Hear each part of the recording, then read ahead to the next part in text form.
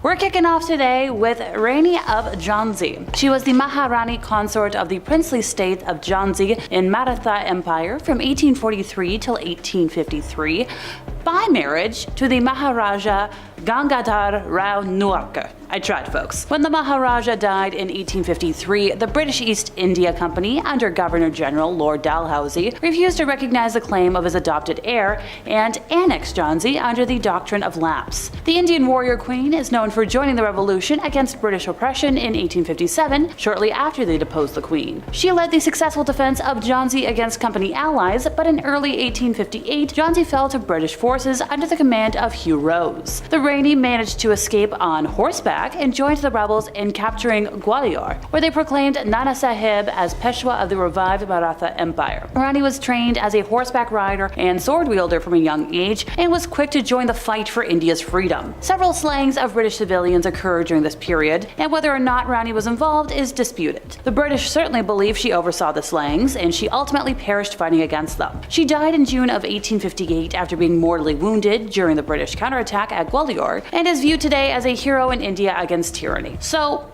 I don't know if she was necessarily evil, but a woman in power, I like. Here's another lesser-known ruler, Nzinga of Ndongo and Matamba. She was a southwest African ruler who ruled as queen of the Umbudu kingdoms. She received military and political training when she was young and demonstrated an aptitude for diffusing political crises as an ambassador to the Portuguese Empire. In 1624, she assumed power over Ndongo after the death of her brother Mbandi, and she ruled during a period of rapid growth of the African slave trade and encroachment by the Portuguese Empire in southwest Africa. Now, the Portuguese declared war on Ndongo in 1626, and by 1628, the army had been severely depleted and went into exile. In search of allies, she married Mbangala warlord Kasongsong. In addition to using Christianity as a diplomatic tool, she adopted Christian customs into her court. So from the 1650s onwards, she increasingly relied on Christian converts at said court. Just as she had done with the Mbangalan culture before, she appropriated aspects of Christian ideology and culture, adding these to her existing court traditions to create a new class of Christian counselors loyal to her. She also began practicing Catholic-inspired rituals, placed crosses in places of high honor in her court, and built many churches across her kingdom. Now, her efforts to convert her people were not without controversy, and some conservative religious figures kind of pushed back against her policies. In response, she empowered her Christian priests to burn the temples and shrines of practitioners who opposed her, in order that they be arrested and turned over to her for trial. Traditionalists were dismissed from her court, after which she sentenced them to public whippings. Several prominent Mbundu and Mbangala priests were sold as slaves to the Portuguese, with Nzinga personally asking that they be shipped overseas. Profits of the sale were then used to furnish a new church. Some of the wanted priests, however, escaped the purge and went into hiding. Look, I was all for her until she forced people to convert to Christianity and then banished them when they didn't. That's where I draw the line. Here's another lady ruler, the Byzantine Empress Irene of Athens, who ruled between 797 to 802 CE. She co-ruled with her son for 2 decades before leading the kingdom by herself. Atta girl. Her son, Emperor Constantine VI, was an unpopular emperor. The mother-son duo was indeed a Greek tragedy. She was an ambitious woman, but she wanted full control of the empire. Like, I don't blame her for that part. Here's how she did it though. With the help of some political allies, she led a conspiracy against her own son. Eventually, they did reconcile, but I'm not done yet. In 786, the public turned against Constantine after he decided to divorce his wife and marry his mistress, and Irene took advantage of that and once again conspired against her son. She ordered his arrest and gouged his eyes out. Like, look, it's a little extreme. Most, if not all, historians agree that she only blinded him for her own personal selfish political gain, since he wasn't really that bad of an emperor and wasn't doing anything to make any situations worse, so her killing him was kind of pointless. Pun not intended. Her lack of an heir and continued loss of legitimacy is what doomed her. Like, if she had just kidnapped her son and shipped him off somewhere, then historians would probably like her more. Maybe. I'm not so sure how I feel about her. Queen Ranavalona, the first of Madagascar, slayed her way to the crown, and sadly, not in a modern slay, more like a bad slay. Queen Ranavalona was the ruler of Madagascar from 1828 to 1861, and much of what we know about her has been influenced by the opinions of Ranavallona's European contemporaries. They generally condemned her policies and characterized her as a tyrant at best and insane at worst. Still, she was known as a fierce leader who was willing to do anything to protect her crown and kingdom. After her husband, King Radama I, passed, she quickly positioned herself as the new sovereign of the kingdom. She had her uncle executed to protect her position, and some accounts say that she eliminated his mother via extreme hunger in order to keep her from breaking a sacred decree about spilling noblewoman's life source. Now, she pursued a policy of isolationism and self-sufficiency, reducing economic and political ties with European powers, repelling a French attack on the coastal town of Full Point, and taking vigorous measures to eradicate the small but growing Malagasy Christian movement initiated under Radama I by members of the London Missionary Society. She made heavy use of the traditional practice of forced labor as tax payment to complete public works projects and develop a standing army of between 20 to 30,000 Marina soldiers, whom she deployed to pacify outlying regions of the island and further expand the realm. The combination of regular warfare, disease, difficult forced labor, and harsh trials by ordeal using a poisonous nut from the Tangena shrub resulted in a high mortality rate among both soldiers and civilians during her 33-year reign, with Madagascar's population reducing from 5 million in 1833 to 2.5 in 1839. I get being ambitious, I get wanting to protect your country, but that's a really bad dip in population. Princess Olga of Kiev burned her political enemies alive while she was queen regent. So there's a lot of mystery surrounding her, and there's a lot of the stories tend to have some holes in them, but what we do know is that she was a Ukrainian princess and the first female ruler in Russian history. She became queen regent in 945 CE after her husband, Igor I, was slain. And since their son was a little too young to rule, they're like, okay, you're queen. One of her first acts was to seek revenge for her husband's demise. So by her orders, the men responsible were captured and executed using scalding water. And she didn't stop there, or else she wouldn't be too memorable. In her fury, she ordered the hundreds of people from the men's tribe to be taken out in retribution for her husband. Some accounts suggest that Olga had the tribe leaders be buried alive, and that she devised a plan to set their entire town on fire. One story suggests that she fooled the tribe leaders by inviting them to a retreat, then locked them in a bathhouse and burned it down. Whatever really happened, and it's not fun, Olga devoted herself to Orthodox Christianity shortly after her vengeance was complete. Despite her past, she eventually became the first person of Russian heritage to receive sainthood from the Orthodox Church. Okay, I get wanting revenge, I do, but there's a line. How about we chat about another notable Russian ruler next? When Catherine the Great first arrived in Russia, no one knew that this relatively unimportant German princess will one day rule all of Russia. She was eventually married to Tsar Paul III, who was an unpopular leader. He had run afoul of the Orthodox Church, and even his own wife wrote in memoirs that he was a feeble-minded drunkard. Oof, not good. Catherine took on a lover, Grigory Orlov, and together they were able to court the country's military leadership and overthrow the husband. She was a talented horseback rider and personally led 14,000 soldiers to depose the Tsar. Afterwards, she donned a male uniform and declared herself the Empress of Russia. Also, she apparently was like a bit of a Luddite. She did not understand the true power of the Industrial Revolution, and she was against introducing machines into Russia. Emerging industries. Primarily iron smelting, fabric production, those things that really could make some money. She thought the machines destroyed jobs, and I get it, but oh boy. So this led to a predictable crisis at the end of the 18th century when Russian industries fell way behind their Western competition. Once again, I get it, it's just not a good move. Time to leave Russia and talk about Zenobia, the 3rd century queen of the Palmyran Empire in Syria. Many legends surround her ancestry. She was probably not a commoner, and she married the ruler of the city, Odenathus. Her husband became king in 260, elevating our girl to supreme power in the Near East by defeating the Sasanian Empire of Persia and stabilizing the Roman East. Now, after her husband's assassination, Zenobia became regent of her son Vabalithus and held de facto power throughout his reign. In 270, Zenobia launched an invasion that brought most of the Roman East under her sway and culminated with the annexation of Egypt. By mid-271, her realm extended from Ancyria, central Anatolia, to Upper Egypt, although she remained nominally subordinate to Rome. However, in reaction to the campaign of the Roman Emperor Aurelian in 272, Zenobia declared her son emperor and assumed the title of Empress, thus declaring the succession from Rome. The Romans were victorious after heavy fighting. The Empress was besieged in her capital and captured by Aurelian, who exiled her to Rome, and that's where she spent the rest of her time. Fredegund of Soissons was queen consort to King Chilperic I, who ruled from 561 to 584 CE. Now she came from humble beginnings, but quickly rose to a position of power in the small Frankish kingdom. She convinced her husband to leave his first wife and slay his second, ensuring her close relationship with the king was secure. So after all that happened, enter Brunhild. She was the wife of Sigebert I, the king of Austrasia, who was half-brother to Chilperic. This caused a fierce rivalry between the two queens because she was like, yo, why are you making your husband leave all these people? And they had a lot of death. Wasn't fun.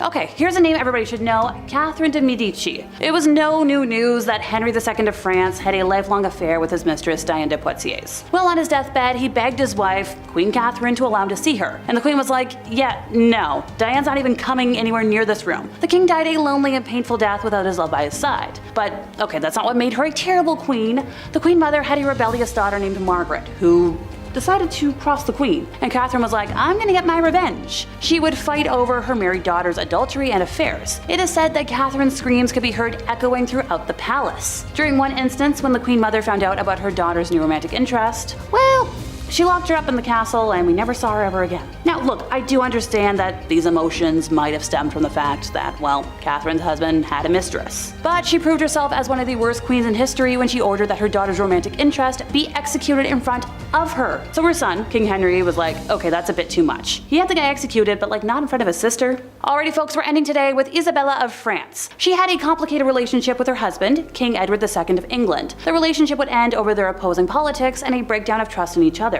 Edward was known to keep male favorites close to him, often as advisors. Hugh Despencer the Younger became his chamberlain in 1318 and immediately began to push Isabella out of the king's sphere of influence. Edward began to favor Despencer over Isabella to the point where it was like, go do something else. Eventually, Edward faced conflict with King Charles of France, Isabella's brother. Isabella's lands were confiscated and she left for France. After Edward refused to return her land and get rid of Despencer, she and her brother invaded England and deposed the king. Now their son, Edward III, was then named as ruler of England. You know what? After everything else today, killing your husband? It doesn't seem so bad anymore. Number 10, Mary I.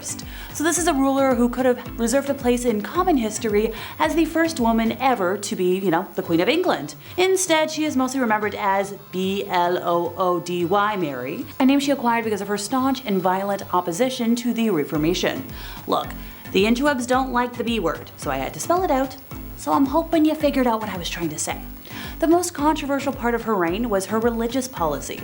Despite promises a month into her rise to the throne that she would not pursue forced conversion of Protestants, Mary had leading Protestant churchmen imprisoned. She sought to reaffirm papal jurisdiction over England, and when the deal with Rome succeeded, the Heresy Acts were reinstated, which allowed for the burning of heretics. This sent a wave of fear through England, and around 800 Protestant nobles immediately fled the country.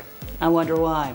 In February of 1555, the executions began. Protestant Archbishop Thomas Cranmer was forced to watch the bishops Nicholas Ridley and Hugh Latimer being burned at the stake. Cranmer repented his Protestant faith, and technically, under law, he should have been absolved as a repentant, but Mary refused to accept his absolution and had him burned at the stake as well, just set an example, or for funsies. By the end of her terror, Mary had almost 300 people executed, most of them by burning at the stake simply for the crime of being Protestant. Her reign was relatively short, lasting a little over 5 years, since she passed in 1558 from either ovarian cysts or ovarian cancer and was succeeded by Elizabeth I. Number 9, Wu Zetian. Look, I know I said in the title of today that I'd be talking about evil queens, but I support all women's wrongs. And rulers in other countries tend to have different titles to their equivalent of queens. So Wu was born to a relatively wealthy family and had extremely progressive parents, becoming well versed in a wide range of subjects including writing, music, literature, and perhaps most importantly, politics and governmental affairs. By the age of 14, Wu was summoned to the Imperial Palace to become a concubine of Emperor Taizong. After his passing, the newly anointed Emperor Lizzie, the youngest son of the late emperor, who became Emperor Gaozong, brought Wu to the imperial court to be his own concubine. I'm not going to unpack that. In 654, Wu bore a daughter, but shortly after the birth, it passed, with evidence showing strangulation. So Wu accused Empress Wang of the death, and Wang lost favor with the emperor. The most popular theory is that Wu actually did the act to her own daughter.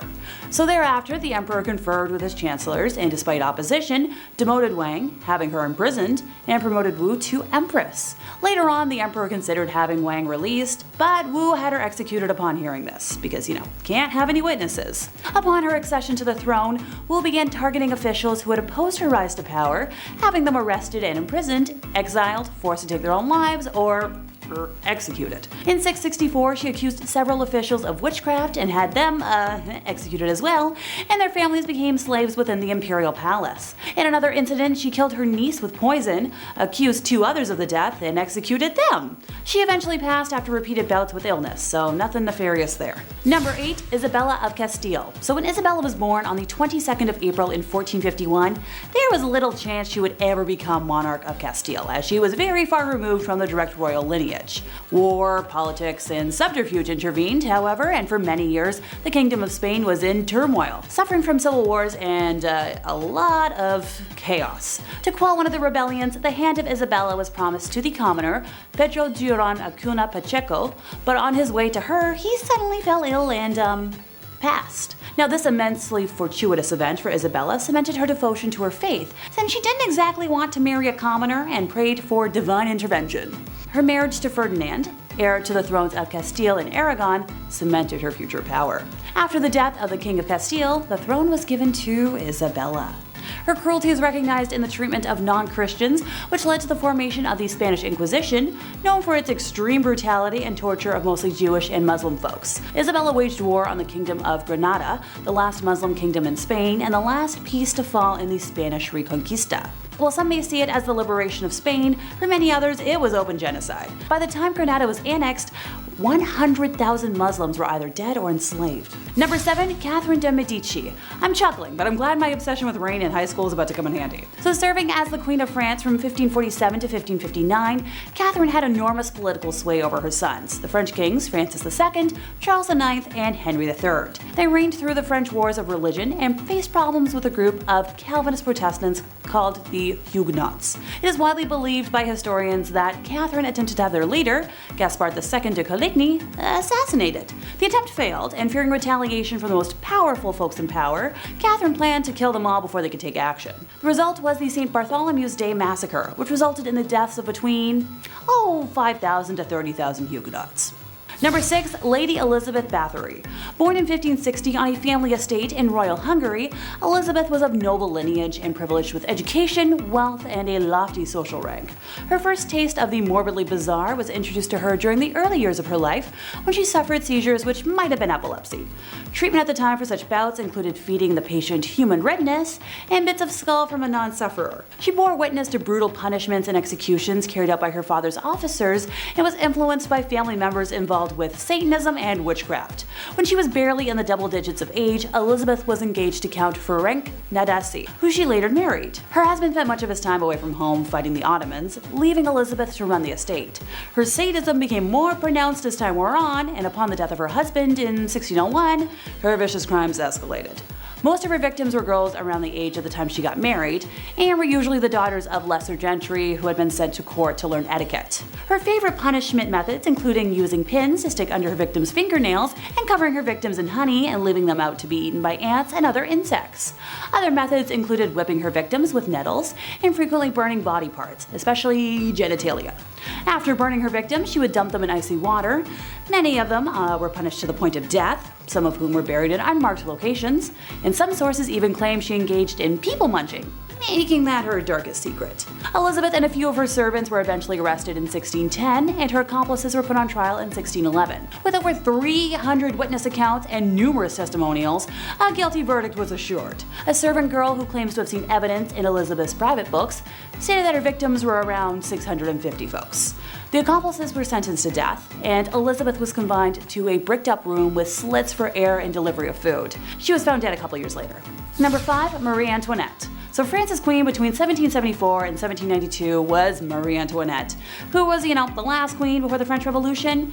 She had quite the reputation for splurging on expensive things and found herself in quite a few scandals. One in particular was the affair of the diamond necklace. So Countess de la Motte, a young lady pretended to be the queen's friend and entered the French court in 1785. She fooled a high society member into believing that Antoinette loved him. She even hired a body-selling worker and disguised her as the queen and convinced the man that Marie wanted to purchase a diamond necklace. The jewelry cost around 1,600,000 livres then, which is almost $12 million today. The money was never paid, and the queen had no clue about what had taken place, but even though she was innocent, the public still despised her. Granted, she's mostly known for her infamous dialogue. When French subjects could not afford bread, she said, "Let them eat cake," which fueled the French Revolution and ultimately led to her execution. Number 4, Queen of Castile. So Juana la Loca was the Queen of Castile from 1504 to 1516, and she suffered from various mental disorders. After her husband passed in 1506, her father buried his body. However, Juana used to open the tomb and caress her husband's dead body, and ultimately she ordered the body dug out and kissed her husband's feet. Additionally, she would carry his coffin everywhere with her, and actually kept it under her bed. Years later though, she eventually allowed his burial outside her window. Look, I just keep weird dolls under my bed. Number 3, Maria Eleonora of Brandenburg. Maria Eleonora, born on November 11th of 1599, passing eventually on March 28th of 1655, held the title of Queen of Sweden from 1620 to 1632 as the wife of King Gustav II Adolf. Coming from a noble German family, she belonged to the prestigious house of I'm not even going to try and say that. However, when Maria and Gustav gave birth to a girl with a genetic condition causing excessive hair growth, Maria was deeply shocked. The unexpected appearance of her daughter, combined with societal beauty expectations, pushed Maria to her limits. She considered her daughter ugly and refused to care for what she perceived as a monstrous creature. When Gustav died when Christina was only, this many years old, Maria blamed her for his death. For over a year, Maria subjected Christina to very harsh punishment, confining her to blacked out, darkened rooms to mourn her father in solitude for very extended periods, even placing her father's open casket in Christina's room and demanding she sleep next to it, which that's way too morbid, even by my standards. Maria's mental state deteriorated, eventually leading to Christina's removal from her custody. So thank goodness for Christina. Number 2 is Cixi the Dragon Lady. So the story of her rise to power is a remarkable one. Born at a time when Chinese women were politically invisible, this lady managed to acquire enormous political influence by exploiting her position as a royal concubine, engaging in court intrigues and manipulating those around her. By the end of the 1860s, she had become the most powerful individual in China. Her will and her reach even exceeded 2 male emperors, who she frequently bypassed or overruled. Now, she was originally born Lan Kuo in 1835, the daughter of a minor Manchu official, and at age 15 she was selected as a potential concubine for the emperor and relocated to the Forbidden City. She was elevated to the status of concubine officially by age 18, eventually giving birth to the emperor's only son, Zetian, a feat that earned her another promotion in the palace hierarchy. The emperor died in 1861, and shortly after the disastrous Second Opium War, left the throne to his only son. So as the mother of the reigning emperor, Cixi was given the courtesy title Dowager Empress. So by this point, the Empress had become quite adept at manipulation, palace intrigues, and power games. Through forged evidence and false testimony, she engineered the arrest of the 8 ministers, 3 of whom were later executed. With the Regency Council gone, the Empress became the de facto regent for the duration of her son's reign, until his early death from smallpox in 1875. The Empress was instrumental in the succession, choosing her young nephew Zetian, who was crowned as emperor. So once again, this Dowager Empress acted as regent to the infant emperor, this time in a more formal capacity. 12 years into the young emperor's reign, our Empress moved to the Summer Palace in Beijing, and surrounded by a network of informants and advisors, doted on by loyalists and conservatives in the bureaucracy and military, she continued to exert enormous influence on appointments, policies, and matters of state. Stories of the Empress's extravagance are prevalent, since it has been claimed that she regularly increased her personal and food allowances, that she withdrew gold and silver from dwindling national reserves, and spirited millions of pounds offshore into bank accounts in London. Other tales of her exorbitant spending include her decision to spend 10 million silver taels, some set aside to rebuild the Chinese Navy, on the renovation of one of her palaces. Another rumor claims that 3,000 ebony boxes were needed to restore her jewelry collection. Number 1, Agrippina the Younger. So Julia Agrippina, also referred to as Agrippina the Younger, was a Roman empress from 49 to 54 AD, the 4th wife and niece of Emperor Claudius and the mother of Nero. After the death of her first husband, Agrippina Agrippina tried to make shameless advances to the future emperor Galba, who showed no interest in her and was devoted to his wife. On one occasion, Galba's mother-in-law gave Agrippina a public reprimand and a slap in the face before a whole bevy of married women. She was one of the most prominent women in the Julio-Claudian dynasty, functioning as a behind-the-scenes advisor in the affairs of the Roman state via, the powerful political ties. She maneuvered her son Nero into the line of succession, and Claudius became aware of her plotting, but died in 54, and it was rumored that Agrippina poisoned him. She exerted a commanding influence in the early years of Nero's reign,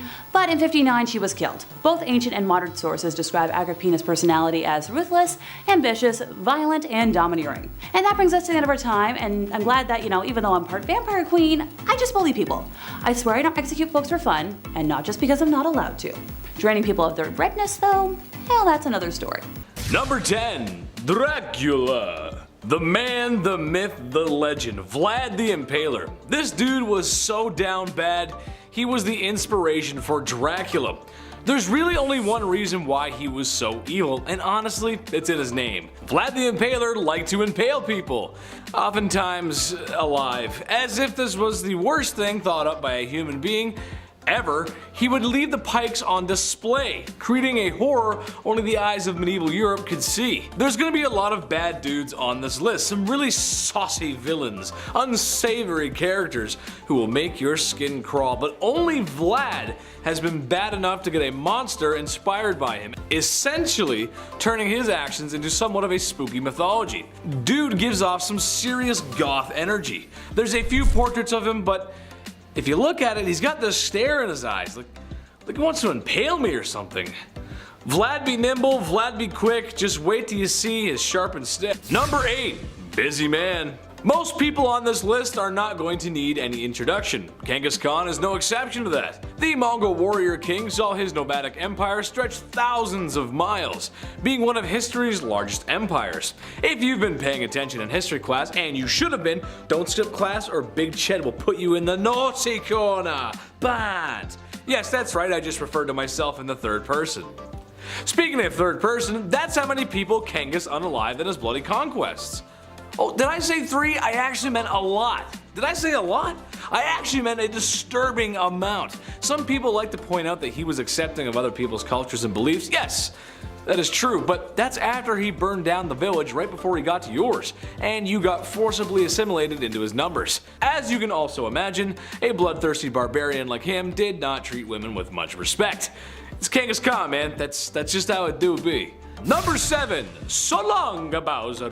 Ivan the Terrible. Okay, sure, Vlad was called the Impaler, but you can kind of take that in a different way, right? Not in that way. All innuendos aside, with a name like Ivan the Terrible, it's kind of hard to work around that.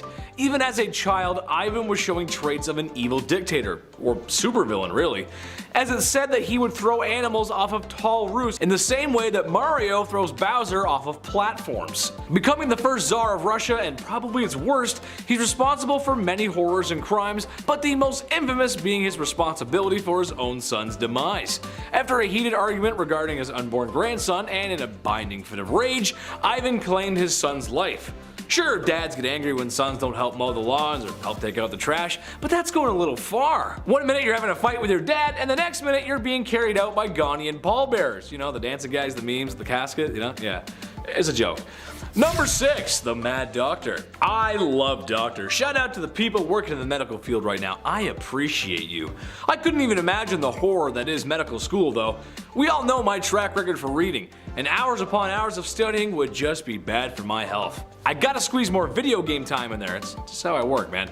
However, one doctor I would not want to cross is Dr. Henry Howard Holmes. He is most likely the inspiration for a lot of horror movies. A serial unaliver, said to have been performing surgeries on animals at a young age, which, again, doing some freaky deaky stuff to animals as a kid is like the red flag of red flags. It's like the only red flag. If that wasn't enough, he used to steal cadavers from the university he was studying at and doing all kinds of not nice things to them, naughty, bad. Having a clear obsession with medical practices and anatomy probably was helpful in disposing of his victims. And like something from Tales of the Crypt Keeper, that's exactly what he did. He constructed a large house, or building really, with trap doors, secret tunnels, and a lot of rooms. a basement where he could dispose of his victims. He would later then open this house of horrors up as a hotel where unknowing people would come to meet their doom. Yes, Tales of the Crypt Keeper. Come check in to the Hotel of Doom. Number 5. Bad Comrade. Stosif Jalin was the leader of the Soviet Union for probably too long. A man who worked his way up the political chain until General Secretary meant leader, which, if you look it up, it's kind of crazy. That itself is a crazy story. He's responsible for a great loss of life. It is estimated in the range of 40 million people. Ooh, yikes. Most spooky evil dudes usually go after an enemy, to someone they consider to not be part of them. He did do this, but a lot of his own people sadly met their ends from the Red Menace too. Organized and deliberate purges of people and famines to starve people. It's safe to say he is and was and always will be one of the worst humans to ever walk the face of the earth. To put it in perspective, Jalin's son was a soldier in World War II, and after being captured by German forces, the Germans thought they had one on the boss. Heck, this was a get out of jail free card, right? Well, when a prisoner trade was proposed by the Germans, Jalin laughed at only how an evil communist could, and denied the trade. His son would later perish in a POW camp shortly after. What a monster. You think you trade with me? Keep them, I don't want. Number 4. Fine white powder. Oh, to be in Miami in the mid-1980s. If I had one wish, it would be to spend a summer night in the neon-soaked beaches of Miami under strict laws enforced by a president who didn't know what was going on right underneath his nose. If you were around back then you probably got to experience something like that. Or at least in my fever dreams. I hope so. But as much as I'd like to be Tony Montana with all that sugar on his desk, I know it's bad for my health. Speaking of bad for your health, Pablo Escobar. I know, that's where I went with that. Probably the most ruthless criminal ever to live on planet Earth. Pablo was a poor man born in a poor country, but ended up being one of, if not the richest man on planet Earth. His lucrative distribution of adult sugar in the 80s made him very wealthy. It also made him very dangerous, as he was willing to do whatever to get his way. Extortion, bribing, bombing, just about anything you can think of. Oh yeah, he was one bad dude. He had so much money that he had to bury it all over Colombia. Every once in a while some of his buried treasure pops up, and as much as I want a quick million in US cash, I'll just put it back where it came from. Oh Dios mío, lo siento Pablo. Number 3. Al Capone. Another ruthless criminal, and honestly, Capone walked so gangsters like Pablo could run. Part of the ruthless Italian mafia that was the outfit, Capone worked his way through the ranks during 1920s Prohibition America, earning millions in his time where really just $100 could stretch a long way. Capone is noted for his violent behavior throughout his life and the many accidents he caused directly or indirectly. Prohibition and the Depression were hard times for a lot of folks in America. However, the media and the people of Chicago at first always wanted to see what the lavish gangster was up to, as his criminal life became somewhat publicized. Most likely due to his wealth. The dude was rich. He eventually would get arrested and sent to Alcatraz, which was probably the worst prison in America, or the best Call of Duty Zombies map, depending on how you look at things. I look at things through a Call of Duty way, so Number 2, Gavrilo Princip. That might not be a name that you're familiar with, but it was the man who unalived Franz Ferdinand, which started World War I, which caused World War II, which caused the Cold War, which caused the collapse of Soviet Russia, and it's why you live in a post-war globalist world with markets developing rapidly in the cyber world. Except maybe the whole thing in Ukraine, watch out for that. Kinda crazy to think how all that could come from one wrong turn and a guy seizing an opportunity. But this also means he's kind of responsible, in a way, for all the bad stuff that happened in those times as well. So maybe don't seize the day, I'm not sure. Just don't be ruthless criminals, guys. Watch our videos instead. Although I could blame him for failing my math test in high school. Yeah, we'll go with that. Number 10. Julia Tofana. In the 1600s, women who were left under the control of malignant husbands who would physically harm and control them was a rather common issue, and the general rule was that unless your spouse passed away, that was the only time a woman could be granted her freedom. The active contents inside the vial with the artwork of St. Nicholas were unknown, but mostly it was filled with arsenic, lead, and possibly belladonna. It was colorless, tasteless, and therefore easy to mix with many other substances like wine or water. It was called by the name aqua Aqua Tofana, and it was named after the suspected Giulia Tofana, as she was the main distributor and ringleader of this secret sauce. The actual creator might have actually been another woman who was caught later on. The poisoning of Aqua Tofana would go unnoticed, as its symptoms would mimic other illnesses that were prominent at the time. First dosage would mimic a cold, the third dosage digestive issues, and the fourth was death. It was so effective and helpful that when the poison was used in a slow active state, it would give the victims the assumption that they were dying and would write a will and repent. And if the provider of the poison changed their mind, the antidote was simply lemon juice and vinegar. Although the invention of this poison substance was eventually discontinued as so many had been caught with the subject, it lasted for the length that it did due to the assumption that it was a cosmetic, when really it was for women of this time a vial of liberation and freedom. Number 9. Vladimir Demikov. A very famous Soviet scientist by the name of Vladimir Demikov was known for his innovation, organ transplants, which had saved many lives in the medical world by extending life from near-death events. However, how he came to this is just as disturbing and concerning as it was revolutionary and innovative, and he would transplant a number of vital organs between dogs. But then he decided to experiment even further by sewing together a two-headed dog. He and his assistants would attempt to operate not just a few times, but over 24 times to create a functioning two-headed dog, and it was at the 24th time it was widely publicized. It was even featured on Life magazine, and unsurprisingly was considered a very dark, horrifying creation that had been beheld. He sewed together the head of a neck of a small dog named Shavka onto the neck of a large stray German shepherd named Brodyaga. The mad scientist created an unnatural creation at a disturbing cost. For the surgery itself, Demikov amputated Shavka the lower body below the forelegs, keeping her heart and lungs connected until just before the transplant. Then he attached Shavka to the upper body of a corresponding incision of Brodyaga's neck. The operation lasted 3.5 hours, although both could function, and here Shavka ended up dying as she was not attached to Brodyaga's stomach, so whatever she ate fell out. And tragically, the two animals died 4 days later due to the damage of a crucial vein. The previous pair of dogs lasted for a month before they too died in a fatal end, and Vladimir also had no intention to stop his animal cruelty experiments and would continue trying until his death. Number 8. MK Ultra. Project MK Ultra was an illegal human experimentation program designed and undertaken by the CIA and intended to develop procedures and identifying drugs that could be used during interrogations to weaken people and force confessions through brainwashing and psychological torture. MK Ultra used numerous methods to manipulate its subjects' mental state and brain functions, such as a covert administration of high doses of psychoactive drugs and other chemicals without the subject's consent, electric shocks, hypnosis, sensory deprivation, isolation, verbal and sexual and other forms of torment. MK Ultra was preceded by Project Artichoke, and it was organized through the CIA's office and coordinated with the US Army's biological warfare labs. The program engaged in illegal activities, including the use of US and Canadian citizens as unwitting test subjects. Investigative efforts were hampered by CIA Director Richard Helm's order that all MK Ultra files be destroyed in 1973. The Church Committee and Rockefeller Commission's investigations relied on the sworn testimony of direct participants and on the small number of documents that survived Helm's order.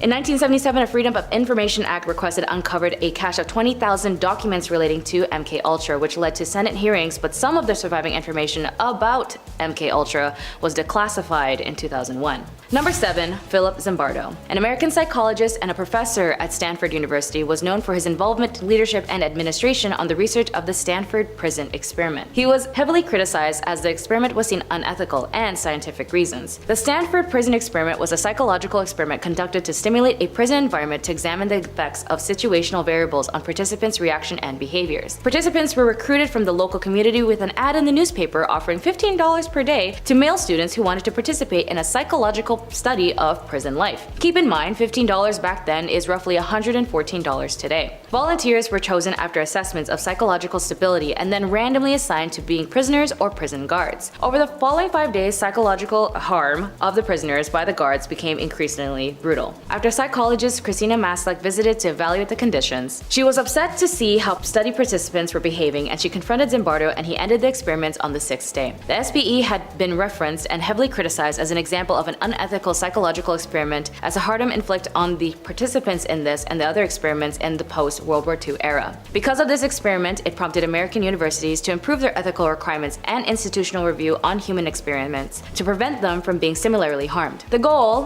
of Zimbardo's primary reason for the conducting of the experiment was to focus on the power of roles, rules, symbols, group identity, and situational validation of behavior that generally would repulse ordinary individuals. But with one positive result of the study is that it altered the way the US prisons are run. For example, juveniles accused of federal crimes are no longer housed before trial with adult prisoners due to the risk of violence against them. Number 6. Phalaris and Perilios of Athens. Throughout history, humans in general have created an enclave of many extraordinary things, and as civilizations go, for some reason in our distant past, they had an obsession of creating agonizing means and the inflictions of others. Perilios of Athens had created something that at first glance may seem like a work of art, but its uses had been a thing of torment: the brazen bull. The beautiful bronze statue cast in ancient Greece was invented between 570 and 554 BC. The statue was actually commissioned by the reign of Phalaris, an evil tyrant in Sicily. So many would think that he's actually the real inventor, or more or less had the idea. This tyrant was also known for eating new as his new cruel torment device, and the bull was cast hollow and was used as a fire would be built below, and its design was that it would be opened and a person would be forced inside. The fire would start underneath the person and it would burn as the smoke and steam would escape from the bull's nose. Incense was placed inside to counteract the smell of burnt flesh, and it is said that it was a series of tubes built inside the statue to design to distort the screams of the victim and make them sound like an animal. Phalaris was a piece of work as he wanted to test the sound system of the bull, that he even pushed Perilios, the man who created the bull, for him into the belly and lit a fire under him. And then he later released him before he pushed him off a cliff. But by sheer karma, Phalaris died in a bull himself as the city was taken over by Telemachus in 554 BC. Number 5. Lytle S. Adams. After hearing about the vicious attacks of Pearl Harbor on the radio, Lytle S. Adams developed a unique plan of vengeance against the Japanese Imperial Army with the Bat Bomb. The bomb consisted a bomb-shaped casting over 1,000 compartments, each containing a hibernating Mexican free-tailed bat with a small timed incendiary bomb attached. Dropped from a bomber at dawn, the castings would deploy a parachute in mid-flight and open a release of bats, which would then disperse to eaves and attics in a 20-40 mile radius. Adams stated that the bat was the lowest form of animal life and that until now, reasons for its creations have remained unexplained. He went on to espouse that bats were created by God to wait this hour to play their part in the scheme of free human existence to frustrate any attempt of those who dared desecrate our way of this life. This weird device was then of course approved by President Roosevelt, who's remarked that his friend wasn't crazy, but the idea was worth looking into. Either way, after the conducted of a few tests, the program was eventually cancelled after it was estimated a use of $2 million, or in today's value $32 million, was wasted on this invention. When it comes to war, humans showcase the worst of the worst if it means of expanding their nation's political planning, and if you're in the military, there's an internal conflict to fill in your nationalism and your internal duty to serve the country, and you forget your economical issues. When it comes to the invention of war, as it has been showcased throughout history time and time again, even in current unfortunate events, the creation leads to genocide by means of invention of different kinds of warfare. Developed by Fritz Haber, who was a professor at the University of Karlsruhe, was a brilliant chemist who invented the industrial scale productions of ammonia-based fertilizer. Alongside Frederick Guthrie, the two was noted as the ones who weaponized and synthesized a vescent chemical warfare agent called mustard gas, a widely used weapon used during World War I by both sides of the conflict with particularly harmful and deadly effects. It was responsible for the 1,205,655 non-fatal casualties and 91,198 deaths. The effects range from minor symptoms such as skin irritation and conjunctivitis to severe lung damage when inhaled. Despite the horrific use of mustard gas during World War I, there was a silver lining: the discovery of the first modern chemotherapeutic agent based on observations of World War I survivors exposed to mustard gas. The studies eventually launched an era of cancer chemotherapy research. Number 3. Oliver Winchester. An American businessman and politician named Oliver Winchester was best known for his founding, manufacturing, the marketing of the Winchester Repeating Arms Company, aka the Winchester rifle. The first official Winchester rifle was a model in 1866. Repeating rifles was not widely used until after the war, when they became increasingly popular with the civilians. Military authorities concentrated primarily on perfecting breech-loading single-shot rifles for many more years. His ownership was then passed to his son, who died of TB, and his wife Sarah Winchester ended up moving to California with the inheritance as she began to make the famed Winchester House a haunted mystery house due to her fear of spirits being murdered by the rifle. Number 2. Dow & Company. Originally developed to simply enhance the growth of soybeans, Agent Orange was weaponized and used extensively during the Vietnam War. During the war, Dow, Monsanto, and other companies were compelled by the US government to produce Agent Orange under the US Defense Production Act of 1950. Used in large quantities, it was a powerful herbicide used by the United States to deforest the jungles and destroy Viet Cong and North Vietnamese army crops. The United States military sprayed upon up to 20 million gallons of herbicides over Laos, Vietnam, and Cambodia from 1961 through 1971, covering over 4.5 million acres. Agent Orange was often proven afterwards to cause very serious health problems for both Vietnamese people and returning US military personnel and their families. Among were rashes, birth defects, and severe neurological problems, as well as cancer. This military action has caused the nation of Vietnam. Since then, the country has reported over 400,000 of their people were maimed and killed by the harm of the herbicides, that 500,000 of their children have been born with birth defects caused by the exposure of Agent Orange. The US courts, of course, have constantly ruled that Dow and other manufacturers bear no responsibility for the development and the use of Agent Orange during the Vietnam War and have dismissed all legal claims to the contrary. And finally, number 1, Oppenheimer. An American theoretical physicist and director of the Manhattan Project Los Alamos Laboratory during World War II, is often called the father of the atomic bomb, causing the destruction and devastation on the Japanese as it resulted the tragedies of 200,000 civilians and military personnel. The ethics of these bombings and the roles in Japan's surrender are subjects of debate. Oppenheimer did important research of the theoretical astronomy as well as the quantum field theory and the extensive of quantum electric dynamics. But with his interests that led him to the development of these weapons still hold to this day dire consequences on the lives that it would affect. In a very famous quote to his recognition, he has said, "If the radiance of 1,000 suns were to burst at once in the sky, that would be like the splendor of the mighty one. Now I have become death, the shatter of worlds." In a meeting he had with President Truman, he was distraught at the invention as it was now readily usable at the hands of practically anyone. And President Truman was infuriated at Oppenheimer when he said, "Mr. President, I feel I have blood on my hands," responding that he, Truman, bore sole responsibility for the decision on the atomic bomb against the Japanese, which later Truman said, "I don't want to see that son of a bee in this office ever again." The Treaty of the Non-Proliferation of Nuclear Weapons aimed to reduce the spread of nuclear weapons, but its effectiveness has been questioned. Modernization of weapons continue to this day. Bombs alike have been proved with its massive casualties and results to the devastation, eradication, genocide of innocent people, and the tragedy of wars it inhibits in our modern times. Number 10. Stubbins Firth. Stubbins Firth was a University of Pennsylvania researcher fixated on one particular scientific scheme, and a very dangerous one at that. As a trainee doctor, he became obsessed with the idea that yellow fever was non-contagious, to the extent that he went to great extremes trying to prove it. Armed only with a trusty blade and his incessant desire to find the truth, Firth sliced opened his arms and smeared vomit from yellow fever patients into his wounds. When that made no difference, he poured the vomit into his eyes, drank some of it, fried the stuff, and breathed in the fumes. And in a final act of madness, he covered himself with blood, urine, and saliva from infected patients. Ultimately, Firth proved this theory so far as he didn't get sick. However, we now know that this was as much down to him making samples from the late-stage patients who were past the point of contagion. In other words, Firth swallowed infected vomit but didn't shed much new light on the disease. So he did all that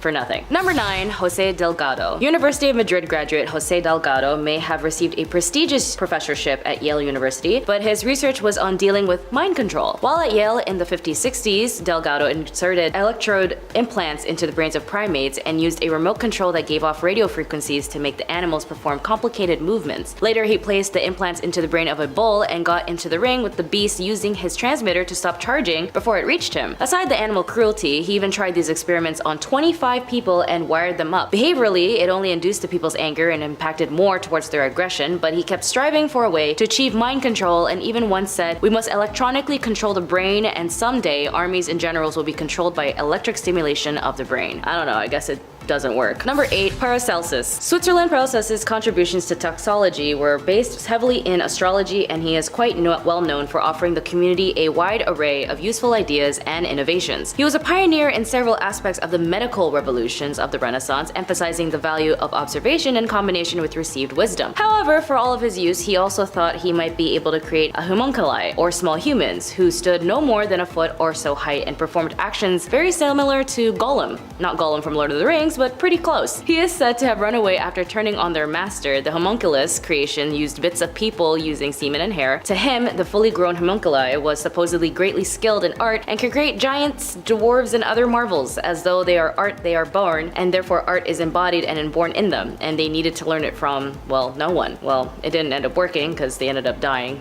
right away. Number 7. Peter Neubauer. Clinical psychologists led by Peter Neubauer ran a secret experiment in which they separated twins and triplets from each other and adopted them out as singlets. The experiment, said to have been partly funded by the National Institute of Mental Health, came into light when 3 identical triplet brothers accidentally found each other in 1980. They had no idea they had siblings, and David Kellman, one of the triplets, felt really angry towards the experiment, quoting, "We were robbed of 20 years together," said Kellman in the Orlando Sentinel article. His brother, Edward Gallen, sadly took his own life in 1995 at his home. The child psychiatrist who headed up the study, Peter Neubauer and Viola Bernard, showed no remorse according to news reports, going as far as saying they thought that they were doing something good for the kids, separating them so that they could develop their own individual personalities. As for what Neubauer learned from his evil experiment, that anyone's guess as a result of the controversial study are being stored in an archive at Yale University, and they say they can't actually reveal it until 2066. Number 6. The Burke and Hare. Body snatching was very common in the ages of the pre-19th century, as the only legal way to get bodies for dissection was those of executed criminals. Since it was difficult to get on the waiting list for these bodies, anatomists took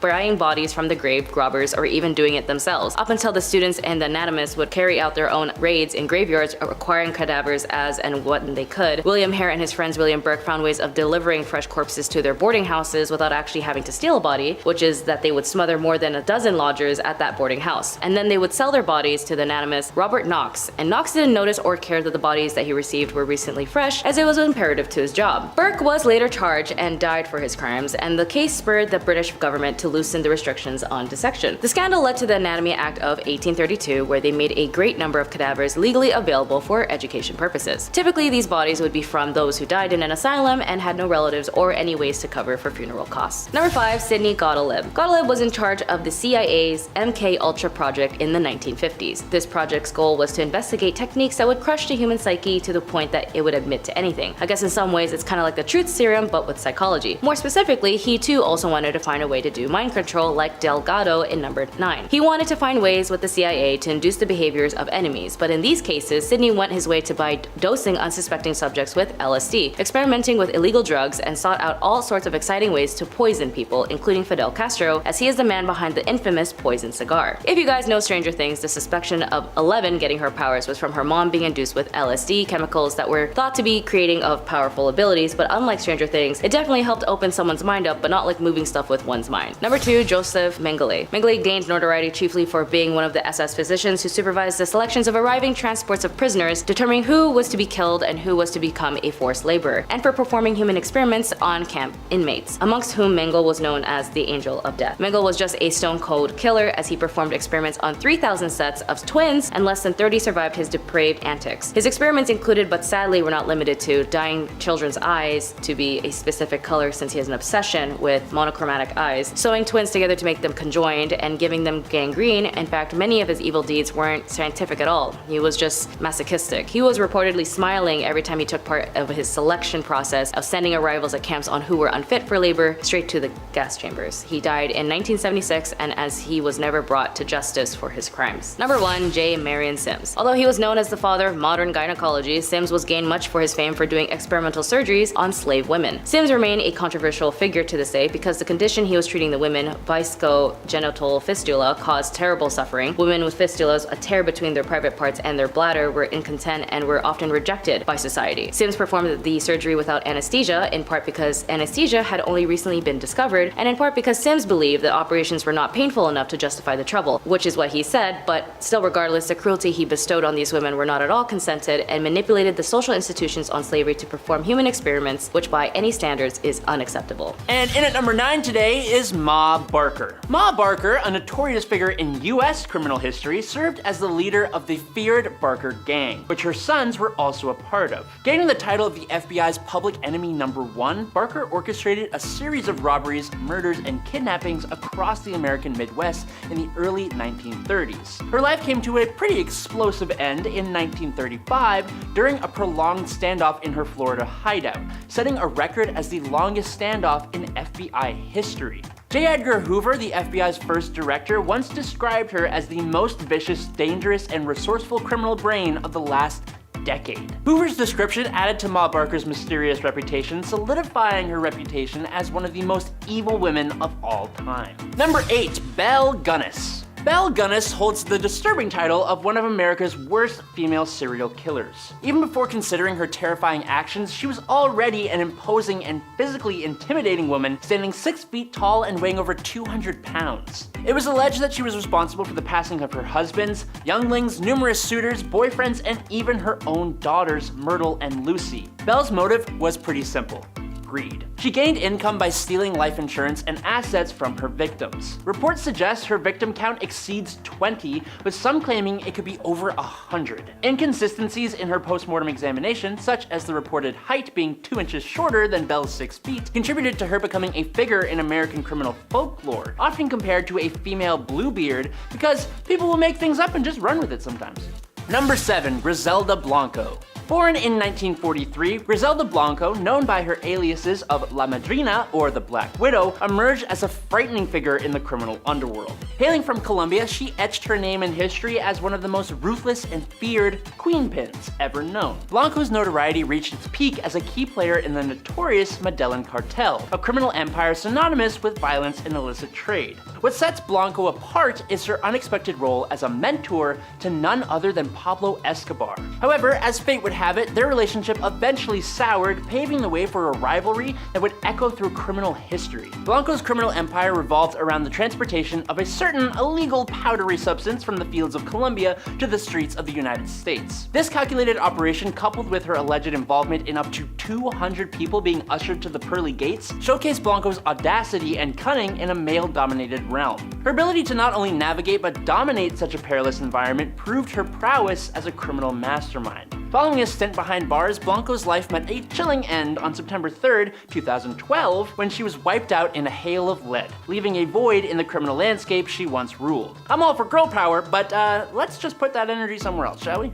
Cool. Number 6, Christiana Edmonds. Christiana Edmonds, also known as the Chocolate Cream Killer, was an English woman with a really disturbing hobby. She would purchase chocolates, lace them with strychnine, a powerful and toxic chemical, and then return them to the shop. Unexpecting customers who bought those chocolates would naturally fall ill. In 1871, a tragic incident occurred when a young person passed away after consuming one of the poisoned chocolates. Now, following this, Edmonds escalated her campaign by sending parcels of her dangerous chocolates to notable individuals. As the police began linking the fatal and damaging outcomes to the chocolates, Edmonds attempted to deflect suspicion by sending parcels to herself in order to mislead the police. How intelligent. Once she was caught, Edmonds was initially sentenced to death, but her punishment was later changed to life imprisonment due to her mental illness. Number 5, Mary I of England. Born on February 18, 1516, Mary I held the throne as Queen of England and Ireland from July 1553 until her passing. As the only surviving child of the marriage between Henry VIII and his first wife, Catherine of Aragon, Mary I's reign is notable for her brutal persecution of Protestants, earning her infamous moniker Bloody Mary. Her attempt to forcefully return England to Catholicism resulted in the forced passing of numerous prominent Protestants, contributing to a climate of fear and leading around 800 Protestants to flee the country, unable to return until her passing. During her reign, Bloody Mary implemented the heresy laws, which resulted in the burning of over 300 Protestants accused of heresy. Despite the widespread violence, Mary I was never prosecuted for her actions. However, after her passing on November 17, 1558, the winds of change swept through England, ushering away from her staunch Catholic policies. The efforts to re-establish Catholicism were ultimately reversed, marking a turning point in the religious landscape of England. Mary I's reign, entwined with religious strife and political turmoil, remains a complex chapter in history where power, ideology, and the consequences of persecution shape the course of a nation. Number 4, Wu Zetian.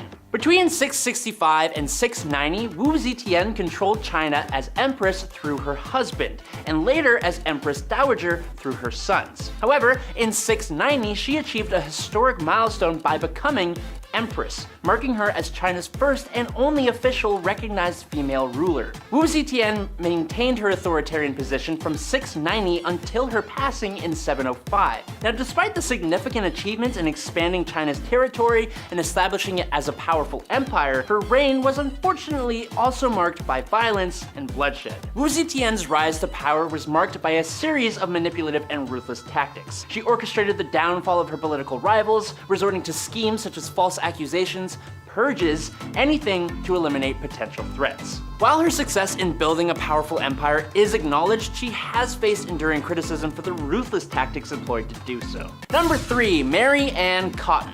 Mary Ann Cotton, who lived in the 1800s, left behind a criminal tale that's not all neatly documented. Back then, record keeping wasn't the greatest, so we're left with a bit of a puzzle when it comes to the exact details of her evil actions. But it's estimated that Cotton might have offed around 21 people. 3 of them were unlucky husbands, and a whopping 11 were her very own family. She had this not-so-friendly habit of using arsenic to bring their lives to an end, and then cashing in on their life insurance policies. The party came to a screeching halt, however, when she attempted this method on her stepson, Charles Edward Cotton, leading to her capture and the grand finale, a date with the executioner. Now, here's where it gets interesting. They gave her a short rope instead of the customary long one. This meant that instead of physics causing her neck to snap, she instead suffered a long, slow, agonizing suffocation. Number 2, Mary Piercy. Mary Piercy, born in 1866, lived in Kentish Town, North London, with her lover, Charles Creighton. Feeling unsatisfied with life, at the age of 24, Mary sought more, leading her to become romantically involved with a man named Frank Hogg. However, it seems that Frank was also already spoken for, being already married to his pregnant wife, Phoebe. The dark events unfolded on October 24, 1890, when a policeman discovered the almost severed body of a woman in Crossfield Road, Hampstead, along with a blood-stained pram. Mary's association with the crime drew attention when she displayed hysterical behavior at the mortuary while viewing the body of the deceased woman, later identified as Phoebe Hanelo, Frank Hogg's wife. The next day, the lifeless body of Hogg's daughter was found near Finchley Road, a mile away. This time, the cause was suffocation. As the police became more and more aware of the affair between Frank and Mary, they searched Mary's house and found broken furniture and bloodstains. Mary, seemingly unfazed, played the piano and sang loudly during the search. The police ended up uncovering an axe, 2 knives, bloodstained clothing, and love letters between the illicit couple. Mary's attempts to explain the stains as a result of taking out mice was met with understandable skepticism. The police gathered evidence from neighbors who had witnessed Mary wheeling a pram away from the house on the evening of October 24th and heard screams from her residence. The disturbing truth emerged during the trial at the Old Bailey in December 1890. Mary's defense claimed insanity, but it proved unsuccessful, resulting in her sentencing to be sent to hell. On December 23rd, 1890, at Newgate Prison, Mary Piercy faced execution by hanging, orchestrated by James Barry, just over a decade after her father, Thomas Wheeler, met a similar fate for a similar crime. I guess it kind of runs in the family. Number 1, Delphine LaLaurie. Delphine LaLaurie was a prominent New Orleans socialite who lived during the early 19th century. She's infamously remembered for her role in one of the city's most gruesome and horrifying scandals. Born Mary Delphine McCarty in 1787, LaLaurie married 3 times and became a central figure in New Orleans high society. However, her reputation took a pretty dark turn when her mistreatment of people that she kept forcibly endured came to light. Reports of extreme cruelty and sadistic practices circulated, revealing the disturbing treatment of servants within the LaLaurie mansion. In 1834, a fire at the mansion exposed a hidden chamber where individuals were discovered in appalling conditions, subjected to unimaginable horrors. The shocking revelation sparked public outrage, and Delphine LaLaurie fled the city, leaving behind a legacy of cruelty that continues to haunt the historical narrative of New Orleans. When it came to women who ruled with an iron fist, here are some that would shock you on how cruel they acted, like Irene of Athens. She ruled between 797 to 802 CE, and the untimely death of her husband caused the throne fell onto her, leaving her solely in charge. And during her regency with her son Constantine, Irene became very influential in government policies. Although she co-ruled with her son for 2 decades, she knew her son was an unpopular emperor, and the Empress was an ambitious woman and wanted full control of the Byzantine Empire. With the help of some political allies, Irene led a conspiracy against her own son, but ultimately though the mother and son reconciled, but then again, it wasn't in the end. In 786, the public turned against Constantine after he decided to divorce his wife and marry his mistress instead, and so Irene took advantage of this and once again conspired against her son. In 797, Irene organized a conspiracy in which supporters gouged out her son's eyes, maiming him severely, and he was imprisoned and probably died shortly afterwards. With him out of the way, Irene proclaimed herself as the sole ruler, and Pope Leo III, already seeking to break links with the Byzantine Empire, used Irene's alleged unprecedented status as a female ruler of the Roman Empire to proclaim Charlemagne as Emperor of the Romans on Christmas Day of 800. Under the pretext though that a woman could not rule and so the throne of the Roman Empire was actually vacant, a revolt in 802 overthrew Irene and exiled her. The power-hungry woman remained in exile on the island of Lesbos, where she had to support herself by spinning wool. She remained on the island of Lesbos until she died a year later, and see, this is why you don't get power-hungry and order an execution on your own son by gouging his eyes out. Even if he didn't have many friends, it's not his fault. I mean, Rani of Jhansi, also known as Rani of Lakshmibai, sounds like a total baddie, maybe not to her enemies, as she was a major threat to them with her violent rage to defend. But hey, when people are occupied, resistance is justified, and she led the Great Indian Rebellion in 1857 against the British colonizers and their imperial government. Wait,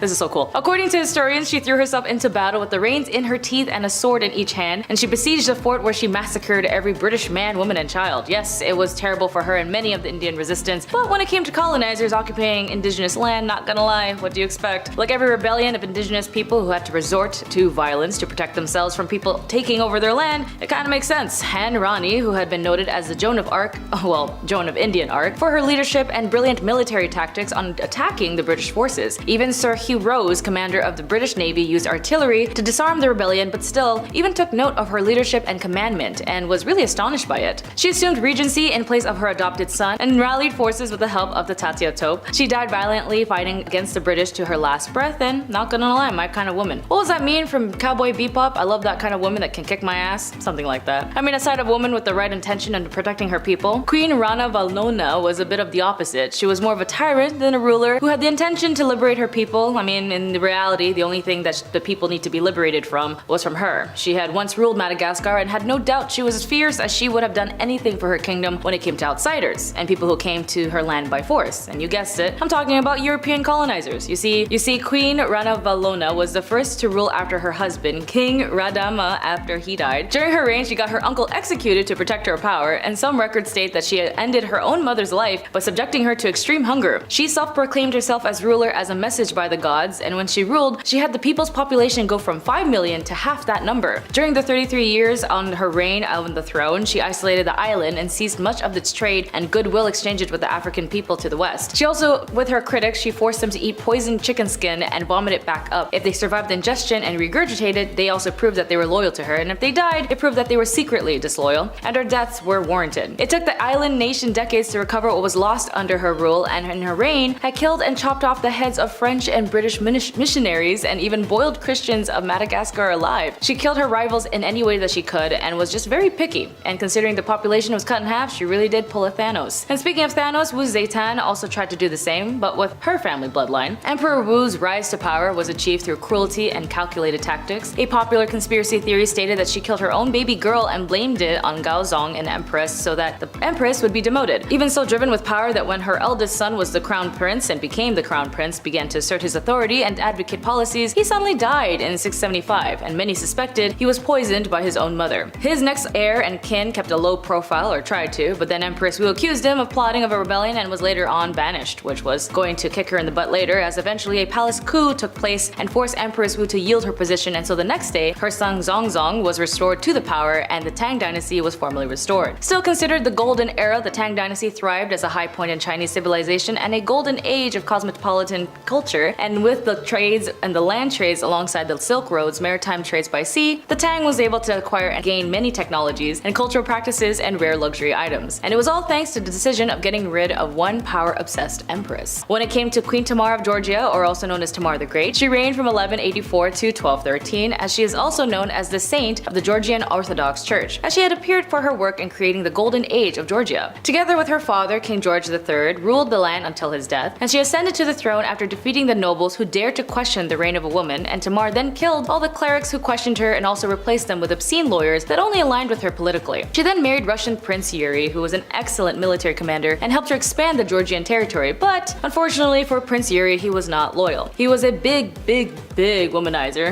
Anytime he did excursions, he went off to expeditions, and the land wasn't the only thing he was expediting.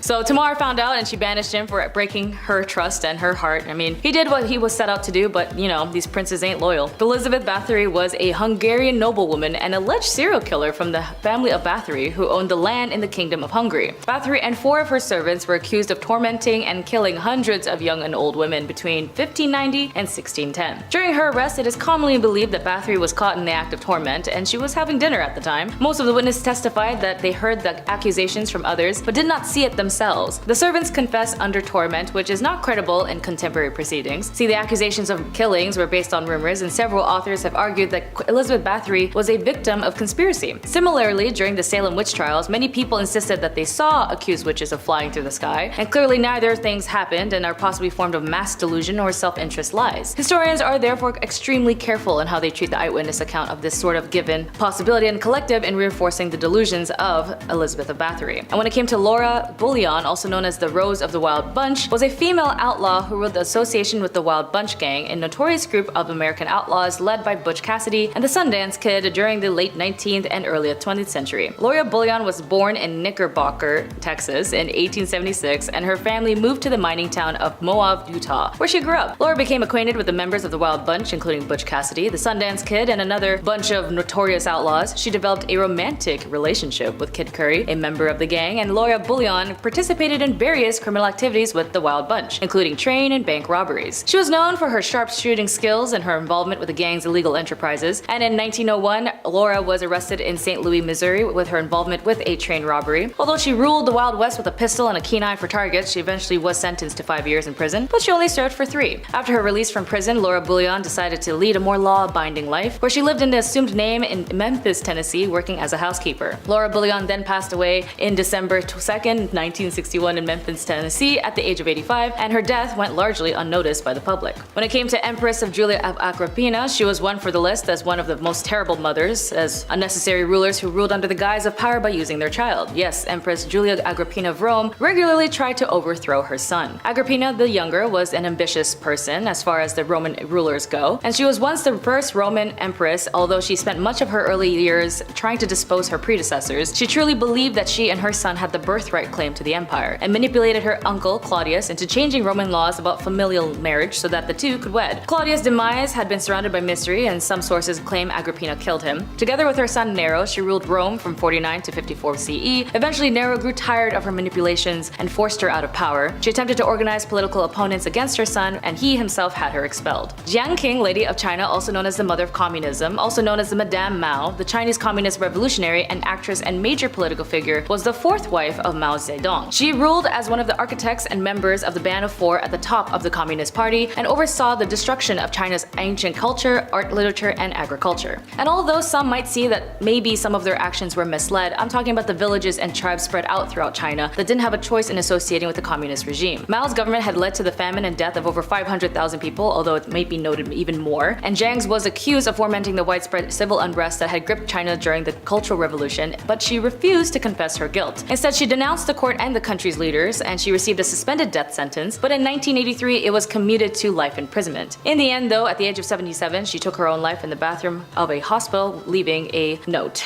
Queen Isabella of the First of Spain is definitely on this list, as she was problematic like most of the one-minded sided individuals who have nothing better to do but to be exclusive and ignorant. And yes, I get she was a ruler of Spain that allowed the land to flourish in its riches and benefits, but who was it benefiting? Queen Isabella co-ruled Spain with King Ferdinand II from 1451 through 1504. During her reign, she marked by oppression. Called Isabella the Catholic, she and her husband instituted the Spanish Inquisition in 1478 to achieve religious unity by punishing non-Christians, doubters, and heretics. In 1492, the notorious Spanish Inquisition began her rule as she instrumented the efforts to expel Spanish Jews and Muslims from the kingdom. In 1492, the same year, she sponsored and led to Columbus' fateful journey as she decreed that all Jewish citizens either convert to Catholicism or be banished from the country. Jews from all around the country were brought to the Spanish court to either pledge their faith to the Catholic Church or be expelled on the spot. As for Columbus, as soon as he discovered the New World and immediately started slaying and enslaving people in Isabella's name, his expeditions to the New World directly led to the eradication of the Arawak people and the ends of millions of other native peoples around the world. A dark legacy that was following both him and Isabella to this day. I mean, colonizers do be colonizing, and that's still happening today as it was part of history. King Henry VIII was and still is a nasty man. Sure, he was a pinnacle figure in England's policies and politics, but he did single-handedly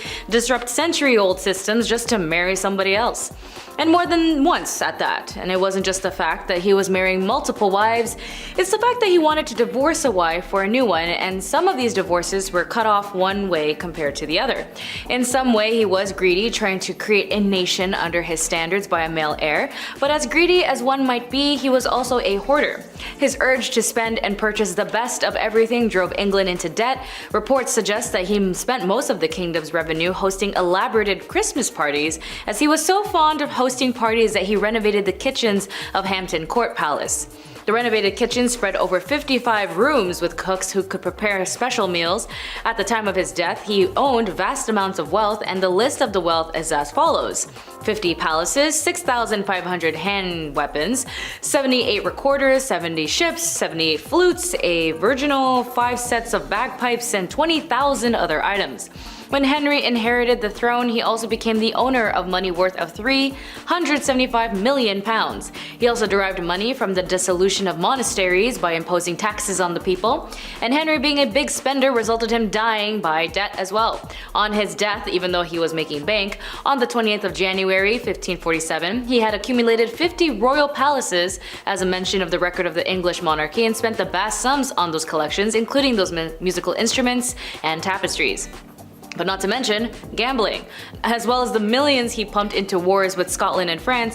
When Henry's son Edward VI took the throne, the royal coffers were in a sorry state.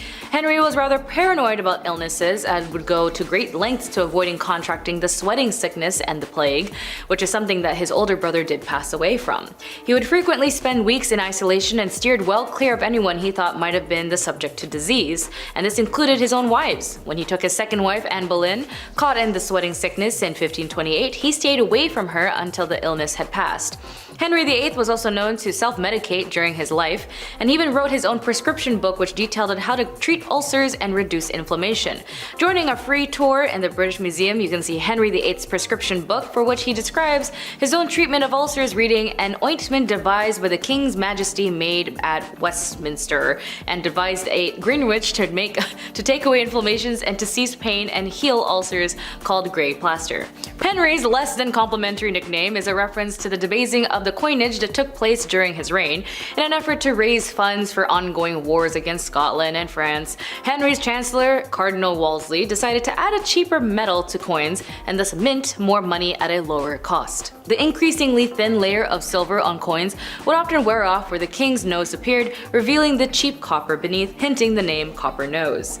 Music was Henry's greatest passion, and he was not without musical talent. The king was a competent player of various keyboard, string, and wind instruments, and numerous accounts attested to the quality of his own composition. The Henry VIII manuscript contained 33 compositions attributed to the King's VIII's whatever it's called, and rumors have been long persisted that the traditional English folk song Greensleeves was written by Henry for Anne Boleyn, but scholars have confidently ruled out this theory, as Greensleeves is based on an Italian style that only arrived in England long after Henry's death. But fun fact, Henry did have perfect pitch. Speaking from the bank, he'd spend on the people's taxes for meals, and he ate a lot. Henry was 6'2" in height and weighed approximately 200 pounds when he became the king. However, as years went by, Henry indulged much more frequently, and his weight went up to 320 pounds, and his waist measured up to 54 inches. He consumed about 5,000 calories daily, and Henry overweight to the extent that his body couldn't bear his weight anymore. A medical device was constructed to get Henry out of bed, and this device was assisted in getting him off his horse during the later years of his life. Henry became so obese as a result of not being able to exercise as much because of a bad jousting accident, which reopened and worsened a previous injury he had incurred earlier in life. At the time of his death, he weighed 400 pounds, and the measurement for his final set of armor showed that his waist expanded up to 58 to 60 inches in the last years of his life. He developed several health complications as a result, and during his last days he developed ulcers on his legs which were constantly opened and infected. Henry VIII may have also written a theological treatise called Defense of the Seven Sacraments. This was written as a reply to Martin Luther, a criticism of the Catholic Church, and particularly to Lutherans' theology treatise Prelude on the Babylonian Captivity of the Church, which criticized some or all of the Catholic sacraments and attacked on the papacy. After all, Henry had a lot of beef with the Catholic Church. Henry was excommunicated from the Catholic Church in 1538. Excommunication means refusing to give someone communion and disallowing them from being involved with the Church. King Henry VIII authorized the Great Bible, the first authorized edition of the Bible in English, to be read aloud in church, and it was completed in 1538 and went through revisions between 1540 and 1541. Between 1536 and 1541, Henry VIII disbanded monasteries, as we know had taxed the crap out of them, other Catholic religious houses, and appropriated their income. The monks who surrendered their rewards, while those few who resisted were executed, and Henry's last words were allegedly monks, monks, monks, as this seems pretty strange as at face value, but it makes more sense when you consider the dissolution of the monasteries.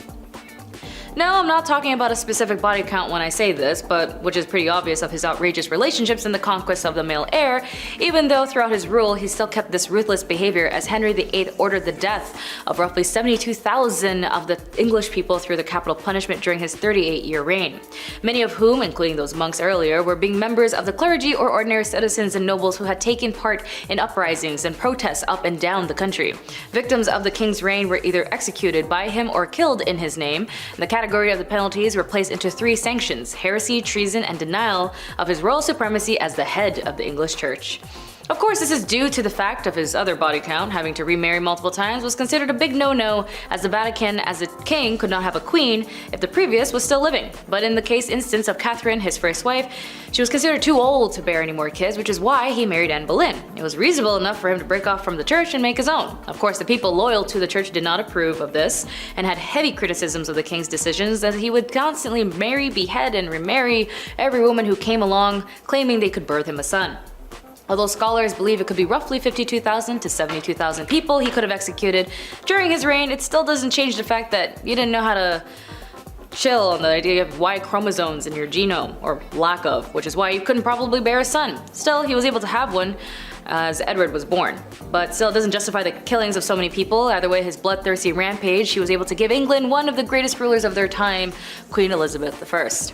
And fine, I'll talk about that body count. Yes, of course, when it came to Henry, we gotta talk about the one specific fact that everybody knows him on, was the fact that he couldn't keep to himself. Henry VIII's womanizing reputation has lasted throughout history thanks to his 6 infamous wives and mistresses. In spite of this reputation, we only know of 3 specific mistresses, one of being Anne Boleyn's sister, Mary. Because divorce wasn't allowed within the Roman Catholic Church, Henry wasn't allowed to divorce Catherine of Aragon and remarry Anne Boleyn. To get around this, Henry broke with the papacy in Rome and established a Church of England instead.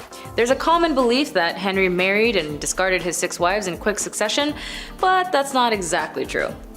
He married his brother's widow, Catherine of Aragon, when he came to throne at 17 because he passed away from sweating illness. He died. He married his brother's widow, who passed away from a very young age due to the sweating sickness that I mentioned earlier, and so Catherine of Aragon became his wife at the age of 17. Good guy, Henry, as they remained married for nearly 24 years. That is until their marriage annulled in order to get married to Anne Boleyn, as his shortest marriage was to Anne of Cleves, which lasted 6 months. She's buried in Westminster Abbey, and Henry VIII is said to have referred to Anne of Cleves as the Flanders mare, and a mare is a female horse, so I'm pretty sure this was not a compliment. In fact, he really hated her. Henry was laid to rest at St. George's Capital in Windsor Castle next to Jane Seymour, Edward's mother, regarded by many as Henry's favorite wife, as Jane was the only one to receive a queen's funeral and birth him a son. 2 of his wives were executed. Catherine Howard was executed for adultery, and Anne Boleyn was accused of adultery, incest, and plotting to kill the king. Despite denying these charges, she was still executed. 5 men, including the queen's brother, were also executed for treasonous, adulterous, and having intimate relationship with the queen. And the evidence for all of this wasn't great, so we don't really know what happened that day. If anything, if they were all guilty of the crimes they were accused of, or if they were false charges, or Henry just needed to get rid of them. The groom of stool was a position in the royal household in charge of the cleaning, and you guessed it, yes, it's the king's backside. I know I mentioned this position many times before in this channel, but hey, that's something gross and you gotta know about it.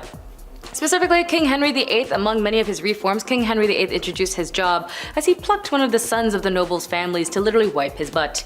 And although this is a very odd and specific job for a male kin to do, there might have been a suspicion it was to teach a relative who he didn't like that I can make your offspring kiss my kiss my butt. Or maybe the reason he wanted to do so was because maybe family is the only people you can trust. However, those graced with this position would also be required to watch his diet, document them, and then be ready once those bowel movements cha-cha'd their way down. They didn't have baby wipes or baby powder, but they did have to make sure it was clean and dry. They also had to wipe down his buttocks with a sponge or a wet nurse, or just be a glorified butt washer. They were also responsible for helping him urinate and defecate by providing a wash basin, or for them just to use a regular old pot. And considering how unhygienic the medieval times were, I don't think they had latex gloves to protect themselves. This job was actually considered a very respectable job, as this was a direct intimate access to the king. He would live in the castle and earn a great salary, and this tradition King Henry VIII created would then be an ongoing career for the next 400 years. To be fair, this job is equivalent to many medical positions now, as they do, or at least they should pay them well, but at least that's what we should know when it comes to history. It might be too clever to talk about Lizzie Borden as a pun, but I'll ask you guys about that later. Sorry. Anyways, Lizzie Borden was an American woman who was tried and then later acquitted for the axe murderers of her father and stepmother in Massachusetts. Lizzie was very religious and would go to church and do church activities, teaching Sunday school, etc., etc. 3 years later, after her mother passed away, her father remarried to Abby Gray. Lizzie didn't like Abby that much because she suspected Abby's goal was her father's money, and as tensions grew, even more when Andrew would gift real estate to his new family's wife and their stepmother received a house. The night before the murder, their uncle visited their father to discuss property transfer, which placed more tension.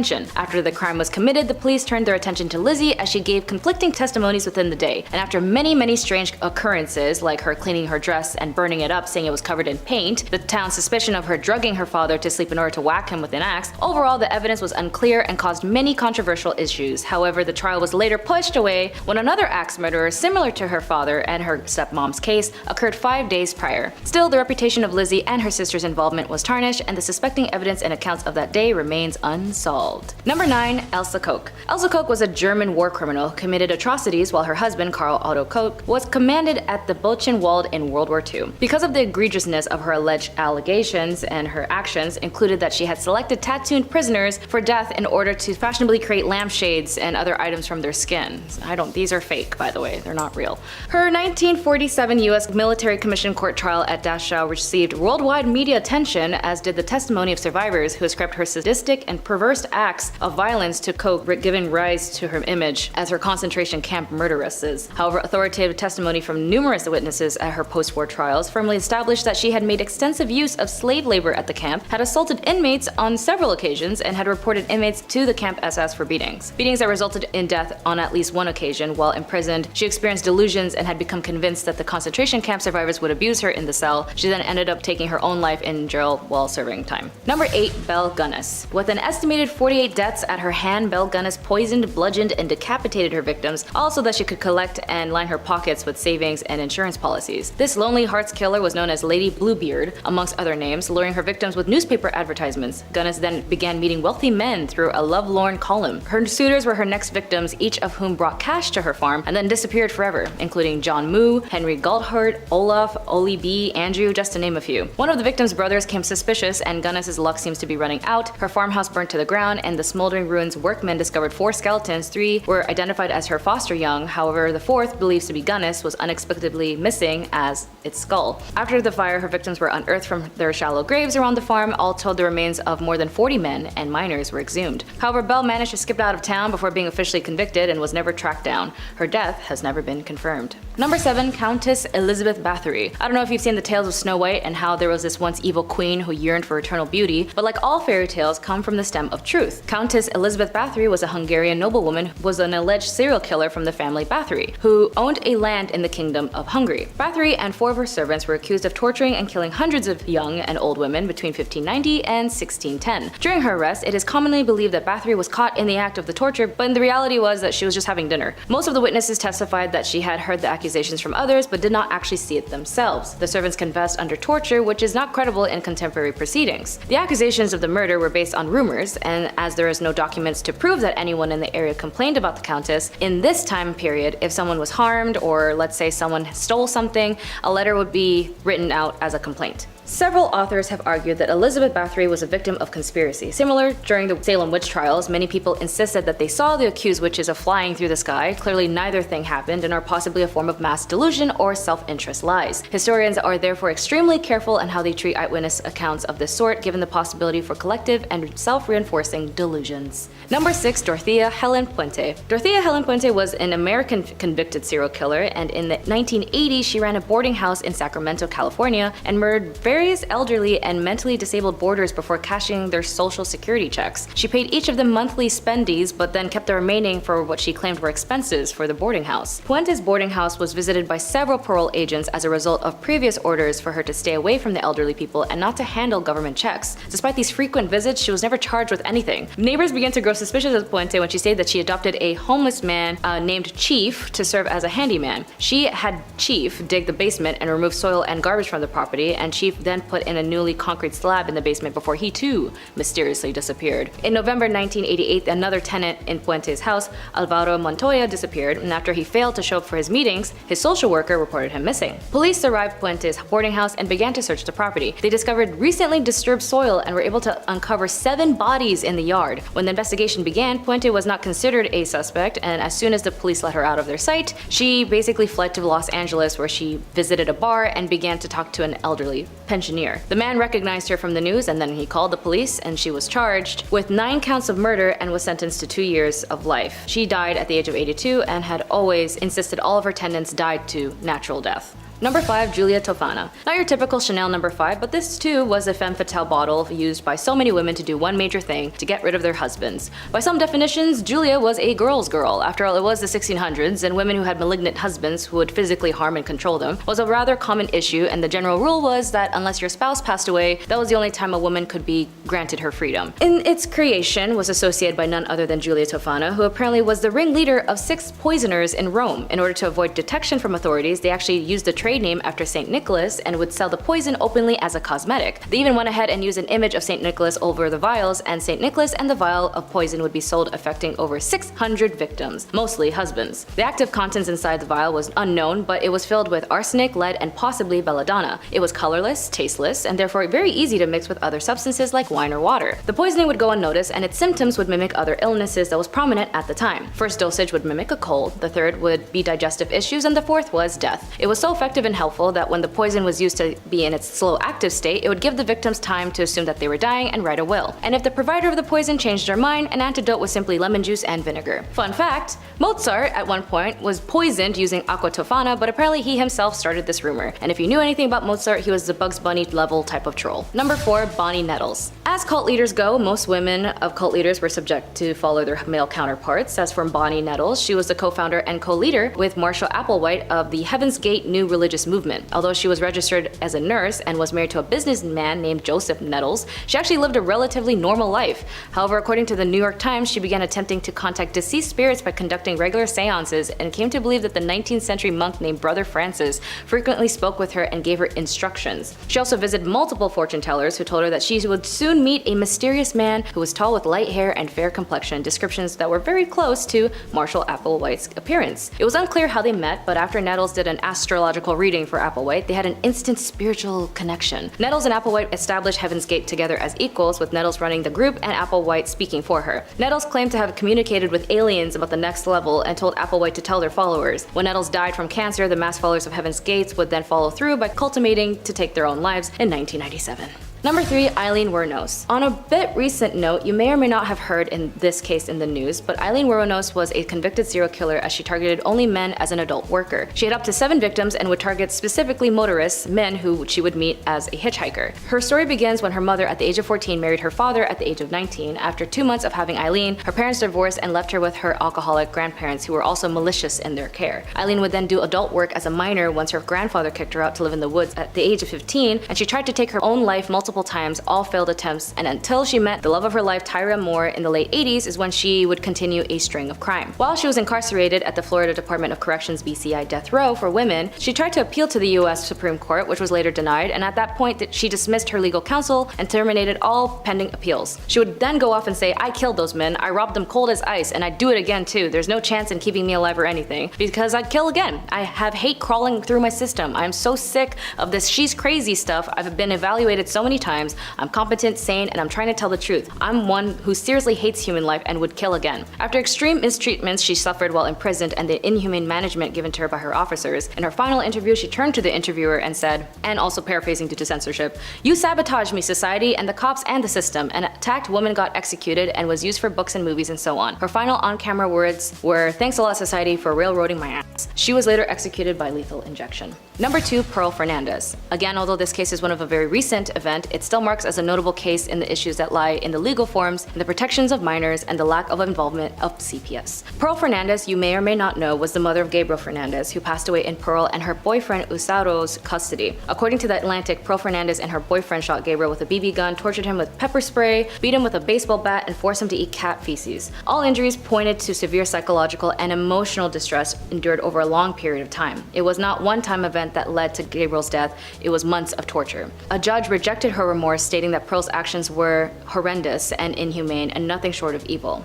At her trial, jurors heard how Gabriel was tortured and abused by his mother and her boyfriend after being placed in their care 8 months before his death. Pearl is now serving time at the Central California Women's Facility after being sentenced to life without the possibility of parole. Number 1. Jolly Jane. While she definitely was jolly when she committed these crimes, Jane Toppin, nicknamed Jolly Jane, was an American serial killer who was known to have committed 12 murders in Massachusetts between 1895 and 1901. How did she commit these? Well, she was a nurse, and her objective was oddly enough to target patients and their family members. Doctors who hired her thought of her as one of their best nurses, but today psychiatrists say that she was one of the most unusual serial killers in history. She was born and raised in the Boston Female Asylum, where unwanted female children were often abandoned. There she was adopted by Ann Toppin, where she was under foster care until she was 18. At this point, she then pursued nursing at Cambridge Hospital in Boston. It was here where she stated her interest in the patients was ought to be taken care of. She grew emotional attachments to them, and if she really liked them, she would fake their medical documents to force them to stay longer at the hospital. She would then also dose her elderly patients with opium to see how they react with the drugs, and then upping the dosage each time. She would also watch them slowly succumb to their death, and she would also mix different types of poisons with her patients and other drugs to stage a sickness and nurse them back to health. Very similar to the Gypsy Rose Blanchard case, where her mother Dee Dee had a mental illness known as Munch-Austin syndrome by proxy. This mental health condition is basically where a caregiver makes up or causes an illness or injury in a person under their care, such as the young or the elderly adult, or a person who has a disability. Because vulnerable people are the victims, MSBP is a form of multiple harm cases. Jolly Jane also had a masochistic side, as she would even get into the bed of her patients who were suffering until they died. She wasn't caught until she used a metallic-based poison on a victim, which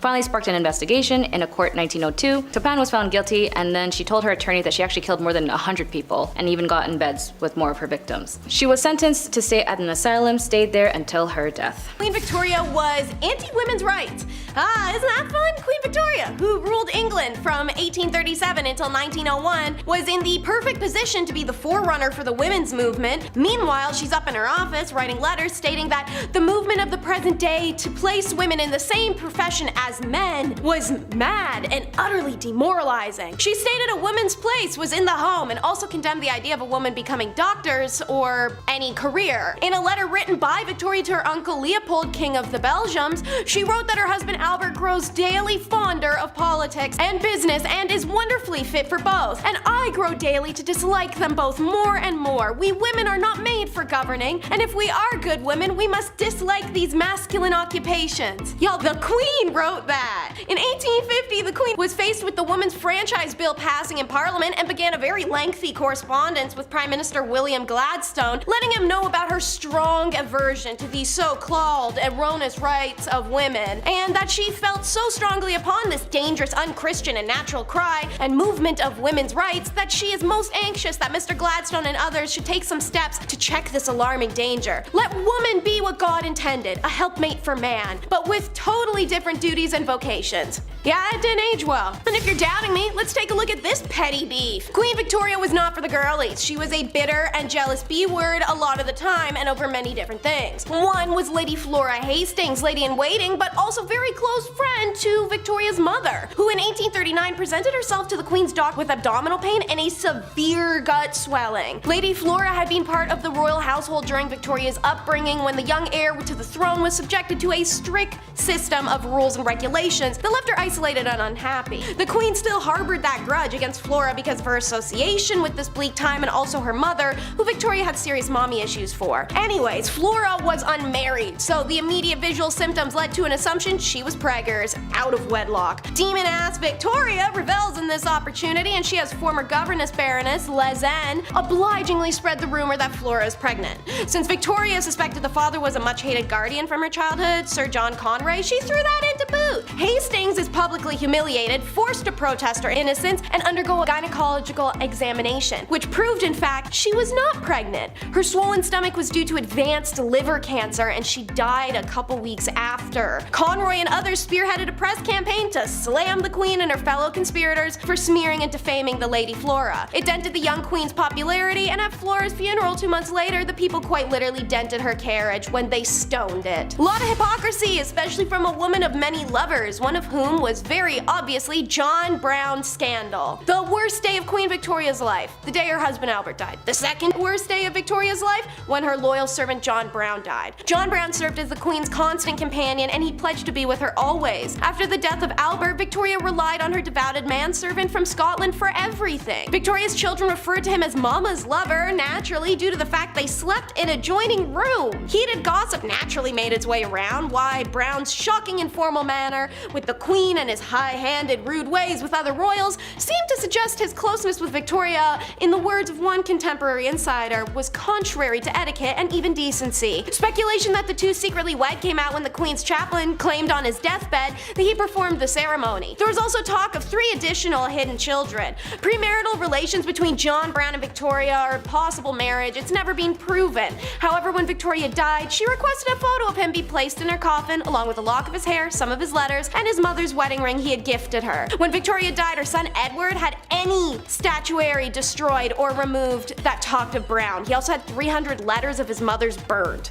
The British monarchy has been known to be better than the KGB at covering up its scandals and destroying evidence, and Abdul Karim is a great example. The portrayal of Karim in Western biographies is that of a rogue who manipulated the queen for wealth. Naturally, that's the classic British racism that brought us colonialism. Abdul was only 24 when he arrived in England, but Queen Victoria was smitten by the young man's intelligence, charm, and seriously hardcore work ethic, and admittedly his height. Victoria upped his status by making Abdul her teacher in the language of Urdu. In return, he introduced her to curry, Urdu writing, and even hookah. That's right, they were hotboxing castles, guys. The court was meanwhile repulsed. Abdul was Muslim and supposed to be a servant, and yet he was closer to the queen than anyone else in her immediate circle. 4 decades his senior, Victoria brought Abdul with her on all her trips and treated him as a close companion. While a romantic relationship is insanely unlikely, the queen was signing her letters as dearest mother to Karim. The two surely had a special bond. The English courtiers hated him, and Victoria chose to ignore that snobbish and racist behavior by forbidding it. Naturally, it doesn't make it go away, but it means it didn't happen in her presence. In her final wishes, she was quite explicit. Karim would be one of the principal mourners at her funeral, an honor afforded to the monarch's closest friends and family. Victoria could not control what happened to the Monarchy from beyond the grave, but she did everything in her power to mitigate the treatment she presumed the family would inflict. Queen's fear is justified. Upon her death, Victoria's children worked swiftly to evict her mother's favorite advisor. Edward sent guards to the cottage Karim shared with his wife, seized all the letters from the queen, and burnt them on the spot. They instructed Karim to return to India immediately, without any fanfare or farewell, and Victoria's daughter Beatrice erased all reference to Karim in the queen's journals. An effing commitment given Victoria's decade-plus relationship with them. The royal family's eradication of Karim was so thorough, a full 100 years would pass before an eagle-eyed journalist noticed a strange clue left in Victoria's summer home on a tour. Her consequential investigation led to the discovery of Victoria's relationship, the worldwide attention of it, the novel, the movie, and the finding of his heirs. Meanwhile, when the queen didn't like you, it was back to the usual political agitation and request denied. In 1822, after a few small-time jobs in the Tory governments over the years, Robert Peel became Home Secretary, where he famously established Metropolitan Police Force for London and reformed criminal law to reduce the number of offences punishable by death and educate prisoners. In 1834, 3 years before the events of Victoria, Peel became Prime Minister of a minority Tory government. Those governments struggled to pass legislation against the majority rival Whig Party and eventually resigned in frustration after just 100 days or so in power. Then in 1839, Peel got the chance to form the Tory government by Queen Victoria, but he asked in return she replace the Whig ladies of her household with Tory equivalents. Said ladies in waiting were her friends, and many were married or related to the Whig ministers and MPs, so Peel refused to form government and Whigs returned to power. The Whig government was limping, but Victoria was passionately attached to Prime Minister Lord Melbourne and also refused to dismiss her female friends. It took the royal wedding of Albert and a failed attempt on their lives in the following year to revive the hatred that this gathered her from the public. And speaking of, Miss Victoria gave the progressive prime ministers endless hell, while lapping up the flattery of her favorite prime minister Benjamin Disraeli, who famously admitted he laid it on with a trowel. She never hid her intense dislike of William Gladstone. His approach to the PM role was progressive social policies, and she absolutely hated it. And his proposed plan for Irish Home Rule, which she considered a threat to her empire. Any name she could toss, she would. A mischievous firebrand, arrogant, tyrannical, obstinate, half-crazy, wild, incomprehensible old fanatic. More than a few observers sensed there was an element of jealousy in her enmity towards the people's William. He was always more liked than she was. When Gladstone won the 1880 general election, she announced to the world she would abdicate the throne rather than accept him as prime minister. Then offered two other liberal grandees the job who insisted Gladstone had to take it. Then she tried to force him to weed out the members of cabinet she didn't like. He refused. Her interventions failed to prevent her cabinets from achieving what they were determined to do, but she could wear them down. One of her prime ministers said handling her was like having a whole separate government department to deal with. But she just wasn't a pious wife or an eccentric widow. Queen Elizabeth was also a bad mama. Let's get it straight in clean-cut, open, honest terms. Victoria did not like children, but she loved the act of making them, especially with Albert. Unfortunately, she was wildly fertile, so you want one of those things. In those days, you got the other thing. She definitely seemed to be one of the women who lacked inherent biological maternal instinct. That's never a flaw, ladies. You aren't broken, just so you know. Because intercourse during pregnancy was believed to harm babies back then, it meant for the better part of a year she'd be banned from intercourse or even cuddling with Albert, the two things she wanted more than kids. It's honestly quite fair from her position that she resented her children between being deprived of her husband,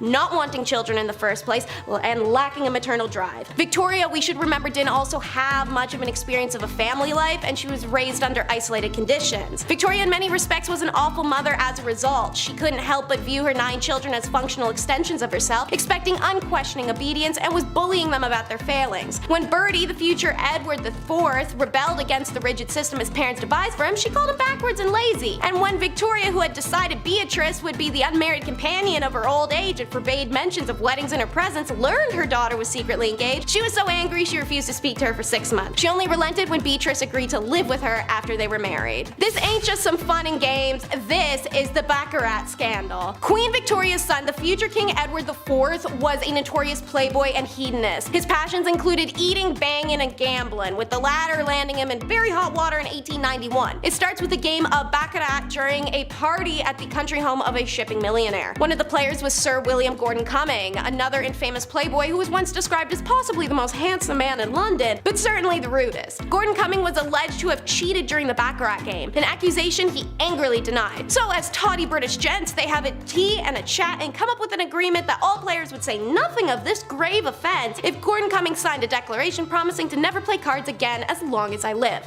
Not a hard ask. You know, he signed it for nothing. Much to Gordon Cumming's annoyance, the story did leak and became a high society gossip. And like a tawdy British gent, Gordon Cumming decided to sue several of the Baccarat players for slander. The trial was a media circus, the future king appearing in the witness box and society ladies watching through their little opera glasses. Gordon Cumming did lose the case, however, the public was largely sympathetic to him and resented Edward for his part in the whole ugly affair. The prince became deeply unpopular for a time, was even booed at Ascot the same month. Another child of Elizabeth's caused a media circus that had her mama reeling. It's the scandal-coded daughter. Princess Louise seemed to rebel from the moment she came into the world. She was an exceptional learner, talented, intelligent, artistic, big on women's rights movement, and the most beautiful of Victoria's 4 daughters. Although an artistic career, or in the words of Victoria, any career, was not appropriate for a princess, let alone a woman, the queen allowed Louise to attend art school and later the National Art Training School. Now, on to the nasty. Historians assert that Louise had an affair with her brother's tutor. Some accounts state she fell in love with him in the years of 1866 to 1870, but it's not determined if anything physical occurred or if it was just a real big crush. Hearing of Louise's infatuation for a man 14 years her senior, the queen quickly dismissed him. Louise, after a couple years, had an affair with the tutor, Walter Sterling, and she purportedly gave birth to his child. As soon as Louise gave birth, the queen arranged for the boy's adoption by the royal gynecologist, Frederick Locock. There's no documentation to uphold it. Why would they keep that? They're trying to hide it. Louise served as an unofficial secretary for her mother from 1966 to 1871 and worked closely with the queen's assistant, private secretary, Arthur Bigg. Rumor has it that these two had an affair, yet the most scandalous rumor about about Louise surfaced at the death of the famed sculptor Joseph Edgar Bohm. Tales spread of him dying in her arms as they made love. In 1890, Louise married a dashing John Campbell. They did have an unhappy marriage, no children, and grew apart. At this point, Louise became romantically linked to Edward Lutyens, Colonel William Prober, and an unnamed musician master, pissing off her mom all along the way. And because her children weren't causing Victoria enough problems, then came the Cleveland Street Scandal. One of the most sordid scandals connected with the royals unfolded in 1889 when a post officer messenger was investigated on suspicion of theft because he was discovered to be in the possession of 14 shillings he could not have earned doing that job. The troubled youth is pressured to admit he had earned it in a male brothel. Bit of a big info drop, seeing as homosexuality was super illegal back then. The son of Albert Edward is named Albert Eddie Victor and was second in line to the throne of England at the time. At 21 years of age, he attended Trinity College where he made friends with Oscar Browning, a man known to favor attractive male undergraduates, and was also connected to said male brothel the police just found out about. When the police uncovered then questioned those working in the brothel, apparently some names came out. Eddie. His father intervened in the investigation and no evidence against Eddie could be found or proven. That and the Cleveland Street investigation led to some working boys being given suspiciously light sentences. So there's press speculation that the indescribably loathsome scandal was being swept under the carpet to protect some high-ranking visitors to the house. One VIP linked with the brothel was Lord Henry Arthur Somerset, the head of the stables. The next year, Eddie became ill with what may have been venereal disease. Doctors in attendance referred to it as fever, and rumors spread of Eddie's intimate relations with a chorus girl of the Gaiety Theatre, Lydia Manton, and later chorus girl Maud Richardson. The royal family reportedly paid off Maud for her silence. Shortly after, Eddie proposed to Mary of Teck, and she accepted, to great relief of the royal family. But the wedding never happens. He succumbs to influenza pandemic in 1889 to 92, and he developed pneumonia and died very shortly after his 28th birthday. Whether or not he was part of the Cleveland Street brothel scandal, we'll never truly know. At number 10, royal enemas. Apparently, back in the day, enemas were all the rage amongst the elite. It was believed that enemas were good for your health, so everyone was doing it to try and live a little longer than the rest of those commoners and peasants. One person who really just couldn't get enough enemas in his life was King Louis XIV. It is believed that over the course of his life, Louis XIV received thousands of enemas. When I tell you this guy was obsessed, I'm not kidding. One year, Louis received 212 enemas in just the 1 year. And of course, he had to make his enemas a little jazzy and couldn't just use water like any other person. Oh no. My guy was using things like almond milk. His enemas were also sometimes scented with orange or rose, and sometimes even colored just to make it a little more special. To get an idea of just how obsessed the elite were with receiving enemas, just think about the fact that a French duchess once received one during a court ball. The duchess was in the middle of having a conversation with Louis XIV, and during this conversation, one of her maids came over, snuck under her dress, and gave the duchess an enema on the spot. Ew. These people were so weird. At number 9, pampered pony. I'm sure I can speak for most people when I say when you have a pet, you love and care for that thing like it is your child, right? Well, one Roman emperor might have taken that concept a little bit too far, because saying that he was obsessed with his horse is an understatement. The Roman emperor known as Caligula had a horse named Incitatus. Caligula was a horse racing enthusiast, so Incitatus was his pride and joy, and not too many people were all that thrilled about it, to be honest. When I tell you this horse was treated better than most people have ever been, I'm not kidding. The horse's stall was made out of marble, his manger was made out of ivory, and he was even fed oats flaked with gold. Caligula was also very adamant about his horse receiving a good and restful sleep before a race, and he was so serious about it that he made guards stand outside of the horse's stable to make sure that the horse remained undisturbed while it slept. This horse even had its own furniture. Like, what is he gonna do with it? He's a horse. Caligula was so fond of his horse that he even made it a priest and promised to make him consul, which was the lead position in the Roman government after the emperor, highly coveted by senators. This was the last straw for people because the emperor was putting his horse above his own people, so he was assassinated. Now before I carry on telling you guys about the wild and crazy things that kings did back in the day, I would like to first ask you guys to consider leaving a like on this video if you're enjoying it so far, and also maybe think about subscribing as well to see more videos like this one. At number 8, Mumia medicine. It's safe to say that medicine from the past is very different from modern times. These days we have pharmaceuticals to treat illnesses, but back in the days of old there were very different and quite questionable methods of treating ailments, and one of those methods included cannibalism. In the 16th and 17th centuries, it was common practice for elites like priests, kings, and other nobles to consume remedies that included human bones, blood, and fat as medicine to treat ailments from headaches to epilepsy, and this practice was called Mumia medicine. At first, it started with people using Egyptian mummies and skulls from Irish graves for use in medicine, as bones would be ground and used in different tinctures for various uses. But soon, other parts of the body started to be used. Human fat was later used to treat ailments on the outside of the body, and blood would be consumed as well, as it was believed to contain the vitality of life. Several monarchs were known to use Mumia medicine, like Charles II and William II of England, Francois I of France, and Christian IV of Denmark. At number 7, kissing sheets. For thousands of years, monarchs worried about the threat of being poisoned by their enemies, and so they thought of an array of precautions to take in order to prevent being taken out by some kind of spicy death sauce or something. Many monarchs hired tasters to try their food before it was given to the king to make sure that it wasn't poisoned, but some monarchs were also afraid of being poisoned through something that they touched. This is why Henry VIII hired someone with a very important job to make sure that his bed wasn't poisoned. The person who was tasked with making the king's bed was also required to kiss every part of his bed in the morning. They would kiss the pillows, sheets, and blankets to prove that someone hadn't smeared poison on it. The king was also concerned with people poisoning clothing too,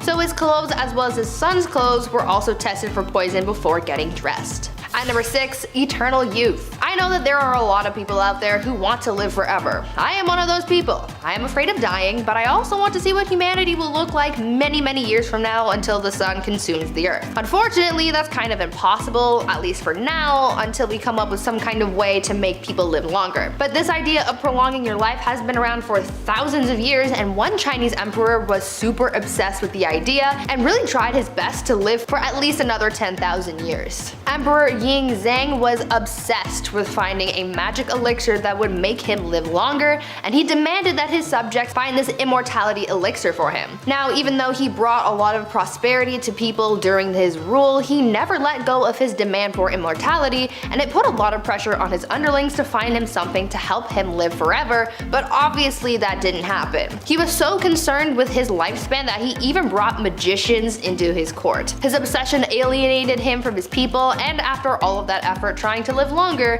he died at the age of 49. At number 5, no bathing. These days, bathing is kind of a necessary thing. Gotta be clean, you have to smell nice, you have to practice proper hygiene. But back in the olden days, this was the complete opposite, and nobles rarely ever bathed, and it was kind of a trend. Over time, physicians began to believe that bathing was dangerous, and obviously the nobility tried to protect their lives and well-being at all costs, and so they just stopped bathing. In a popular 16th century medical book, it was advised, quote, "Use not baths or stews nor sweat too much, for all openeth pores of a man's body maketh the venomous air to open and for to infect the blood," end quote. So yeah, they thought that taking a bath would make you sick.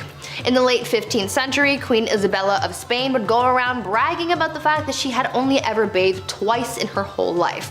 Weird flex, but okay. King James IV apparently never bathed, and his hygiene was so bad that he passed on lice to other people who went into a room that was frequented by the king. He also never washed his hands before eating and would just rub his fingers with the wet end of a napkin. These people were gross. At number 4, prankster king. You know that you're a spoiled king when you can pull pranks on people constantly and never have anyone try and stop you or fight back. This was basically the life of King Christian VII of Denmark, who was known for being pretty childish and playing pranks on people his whole life. He was a troublemaker through and through. He was known to play pranks on his grandmother by putting pins in her throne, and he would throw things at her, and he even ran through the streets with his friend and his mistress, destroying shops and patronizing brothels. He even made his own torture rack, had himself tied to it, and flogged. Why? I have an idea, but I don't want to think about that one too hard. One of the other weird things that he was known to do was leapfrog over dignitaries when they would bow to him. This guy was really quite immature. At number 3, saints in bed. I understand the desire to feel protected by whatever gods or saints you might believe in. That's one of the whole points of religion. However, I think some people can take that idea a little bit too far, and by some people, I mean the Spanish royal family. These guys took religion very, very seriously, and they believed that following religion heavily would allow God to heal them when they were sick. So, when a member of the royal family was ill, doctors would remove body parts or even entire corpses of saints from churches and monasteries and would put them in bed with the person who was ill. Yeah, they slept with the corpses of dead saints to be healed of their sickness. Could you imagine if that was still how medicine was practiced today? At number 2, rat court-martial. There has been a record of many kings throughout history who were complete children through and through. Even though many of them grew into adulthood, they still acted immature, and one of the greatest examples of that was Peter III of Russia. He was not a good ruler or a good husband to his wife, who would later become Catherine the Great. Peter spent every night in bed with her playing toy soldiers because he was obsessed with his little dolls. He was so obsessed, in fact, that when a rat chewed the head off one of his toy soldiers, he was so upset that he held a proper military court-martial for the rat. He proclaimed the rat guilty of treason and had it hung in a tiny gallows that he had built for the occasion. It was weird, but in the end that bizarre event helped Catherine overthrow her husband, so I guess it kind of worked out for someone. And finally, at number 1, groom of the stool. Guys, I found the worst job in history. You think working at the 1-star Domino's Pizza in your neighborhood is bad?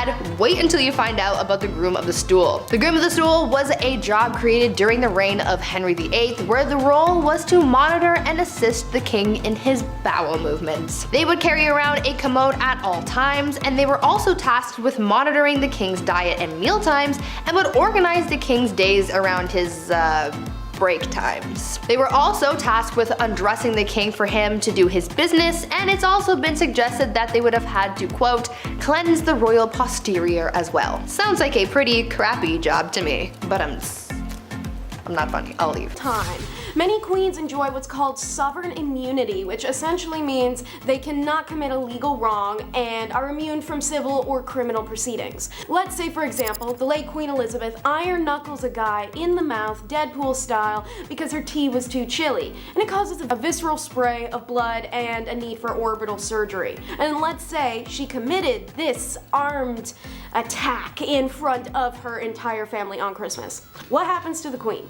Prosecutors could go after the crown as executive, but then the queen's ministers would act on her behalf and accept any punishment that was doled out for her. While this immunity extends to other British heads of state during their time in office, the queen is protected for life, since that's how long she holds her position. And she did. So what other monarchy other than the British has this criminal immunity? Belgium's constitution states the king is violable and his ministers are accountable too, as does Denmark's. And since 1848, the Dutch constitution states the king is immune from prosecution, the ministers are responsible. The constitution of Bhutan, Sri Lanka, and Sweden all have sovereign immunity, but without holding the ministers accountable. If a crime is committed, everyone just walks away scot-free. In places like Iceland, meanwhile, their queen can only be prosecuted with consent of parliament, and in India, no legal action can be taken against their leader as long as they're holding office, but you can get them impeached, then sue. So that's something. Tradition number 9 is animal hoarding. I've always hated hearing people discuss how the British queen or king, whoever is on the throne,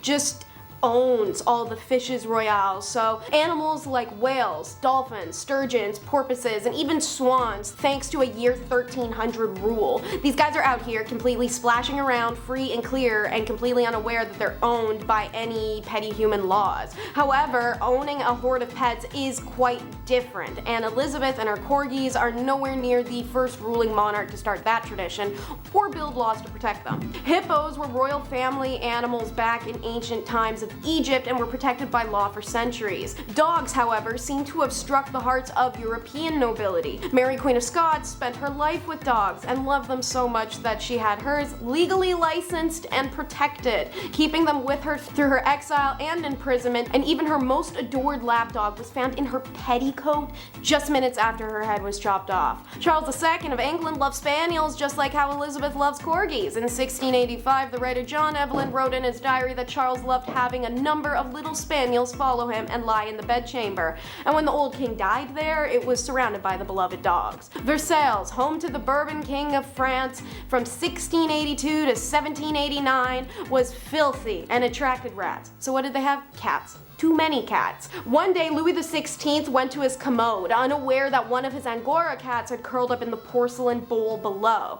And to quote, when events galvanized the cat into attacking the sovereign from below, a dazed Louis fled, stockings in hand, ringing all the bell pulls. And who could forget Josephine, the wife of Napoleon, who literally started her own private zoo. Tradition number 8 is royal baby easel. This one is locked into just British monarchy, and it's more weird than messed up. The first person to learn of a new young royal's arrival to the world must be the queen. Hands down, no debate, even if a king is in the picture. But when it's time to share the news with the world, well, out comes the ceremonial golden easel and the poster board, set up smack dab outside Buckingham Palace. When Prince Louis was born in April of 2018, it was put on the same easel that announced his father, Prince William's arrival in 1982. Historically, the notices are handwritten, but today they're typed out with the time and birth just penned in. Tradition number 7 is continuing patronage. Being a queen comes with a Bible, even if you aren't religious by any means or Christian. This was just set in stone as a tradition by the olden time of ergot-riddled bread and corporal punishment for showing your ankles. So naturally, we still have it in place today because they knew best back then.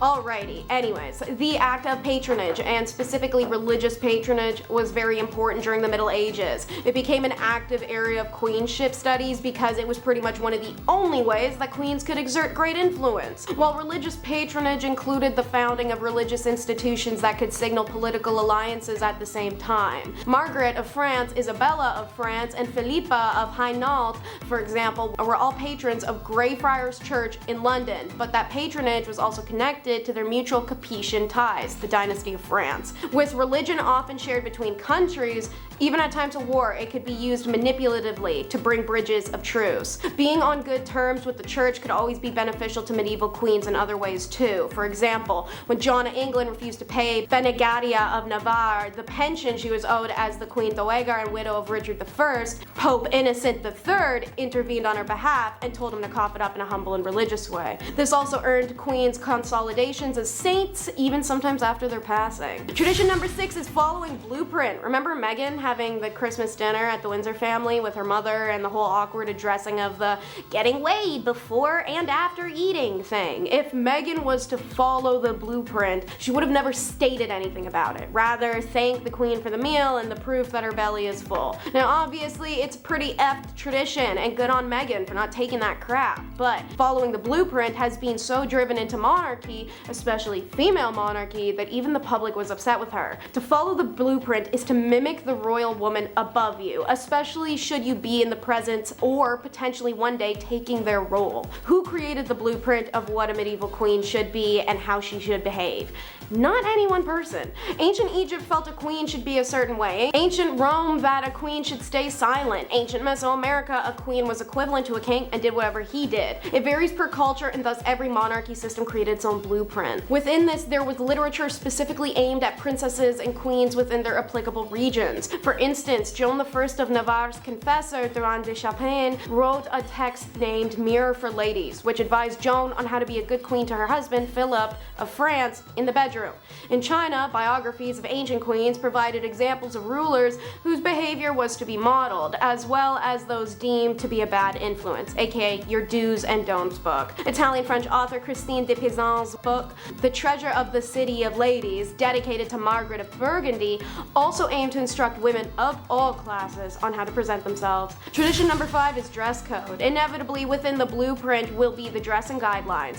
While they have become lax in recent years for most kingdoms and women are able to have more control on their garb and no longer have to wear 30 unnecessary layers, they still have certain restrictions. For example, there's endless tabloid attention paid to the Spanish royals for their level of chic. Queen Letizia has openly broken dress code several times. In 2015, when delivering the flag to the 11th National Teach Zone of the Civil Guard, she broke the mandatory dress code of wearing all black and a Spanish mantilla in favor of a short and incredibly stylish white ensemble. It also violated tradition by being an outfit repeat. She wore the same white getup to her husband's proclamation as king. I can't talk about dress code violation without mentioning our baby girl Princess Diana, who had the stuffy Brits flying out of their knee-high tube socks over her sweaters and bike shorts. Meghan was also highly criticized in recent years for challenging dress code, which is prudish and bland at best in England. You aren't allowed bright nail polish, and the now deceased queen forbid ladies from trousers at social events, and you had to own those big stupid hats. Tradition number 4 is pretty pressure. Essentially, queens were expected to be the ultimate good woman, a model of virtuous behavior. They were expected to be good wives and mothers as well as good rulers, but they were also meant to be pious peacemakers and to look pretty, but not so pretty you don't want to respect them, but also still pretty enough you want to pay attention. Think about that Barbie monologue. That naturally comes with the endless critique. Beauty was obviously a huge part of a queen's role, and they were expected to represent contemporary ideals. William Caxton, in his 15th century book, The Game and Play of Chess, states that the queen ought to be a fair lady, sitting in their chair and crowned with a corone on her head and clad with cloth of gold. She should also, he writes, take care to be chaste, wise, of honest life, and well-mannered. It's interesting that beauty is the very first quality that Caxton names in his text, and we can see this in other sources of medieval eras, such as the Welsh Triads, or the 13th century Las Diet Patridias Kingdom Law Book, where it's written that the qualities that kings should look for in a bride is the more beautiful the queen is, the more the king will love her, and the more handsome their children will be. No mention of being a good political leader. So it's really interesting again, seeing how these ideals of queenship tied together. Alfonso was basically equating the idea that a beautiful woman will make a good wife and a good mother, which takes us back full circle to those expectations of medieval queens to be everything. Tradition number 3 is tax exemption.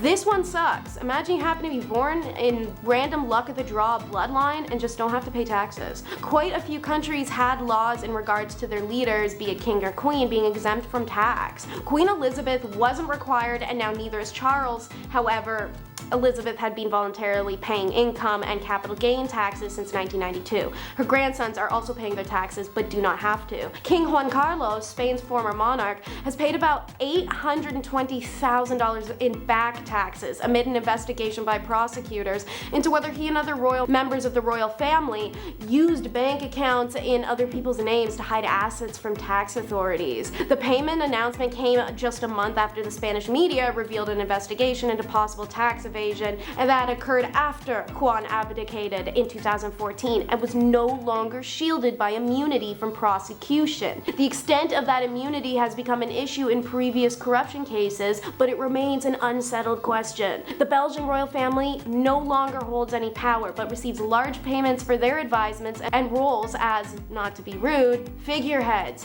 These payments are always taxed, as are the family. Dutch royals are among the monarchies exempt from paying income tax still. Last year, the Prime Minister Mark Rutte rejected opposition demands to scrap the exemption. His government proposed an annual royal budget of £50.2 million for 2023, untaxed. Tradition number 2 is no ID needed. Royal prerogative is a special exemption statute from certain statute laws. England is famous for allowing its queen or king the right to no driver's license, no upholding of speed limits, and traveling without needing of a passport.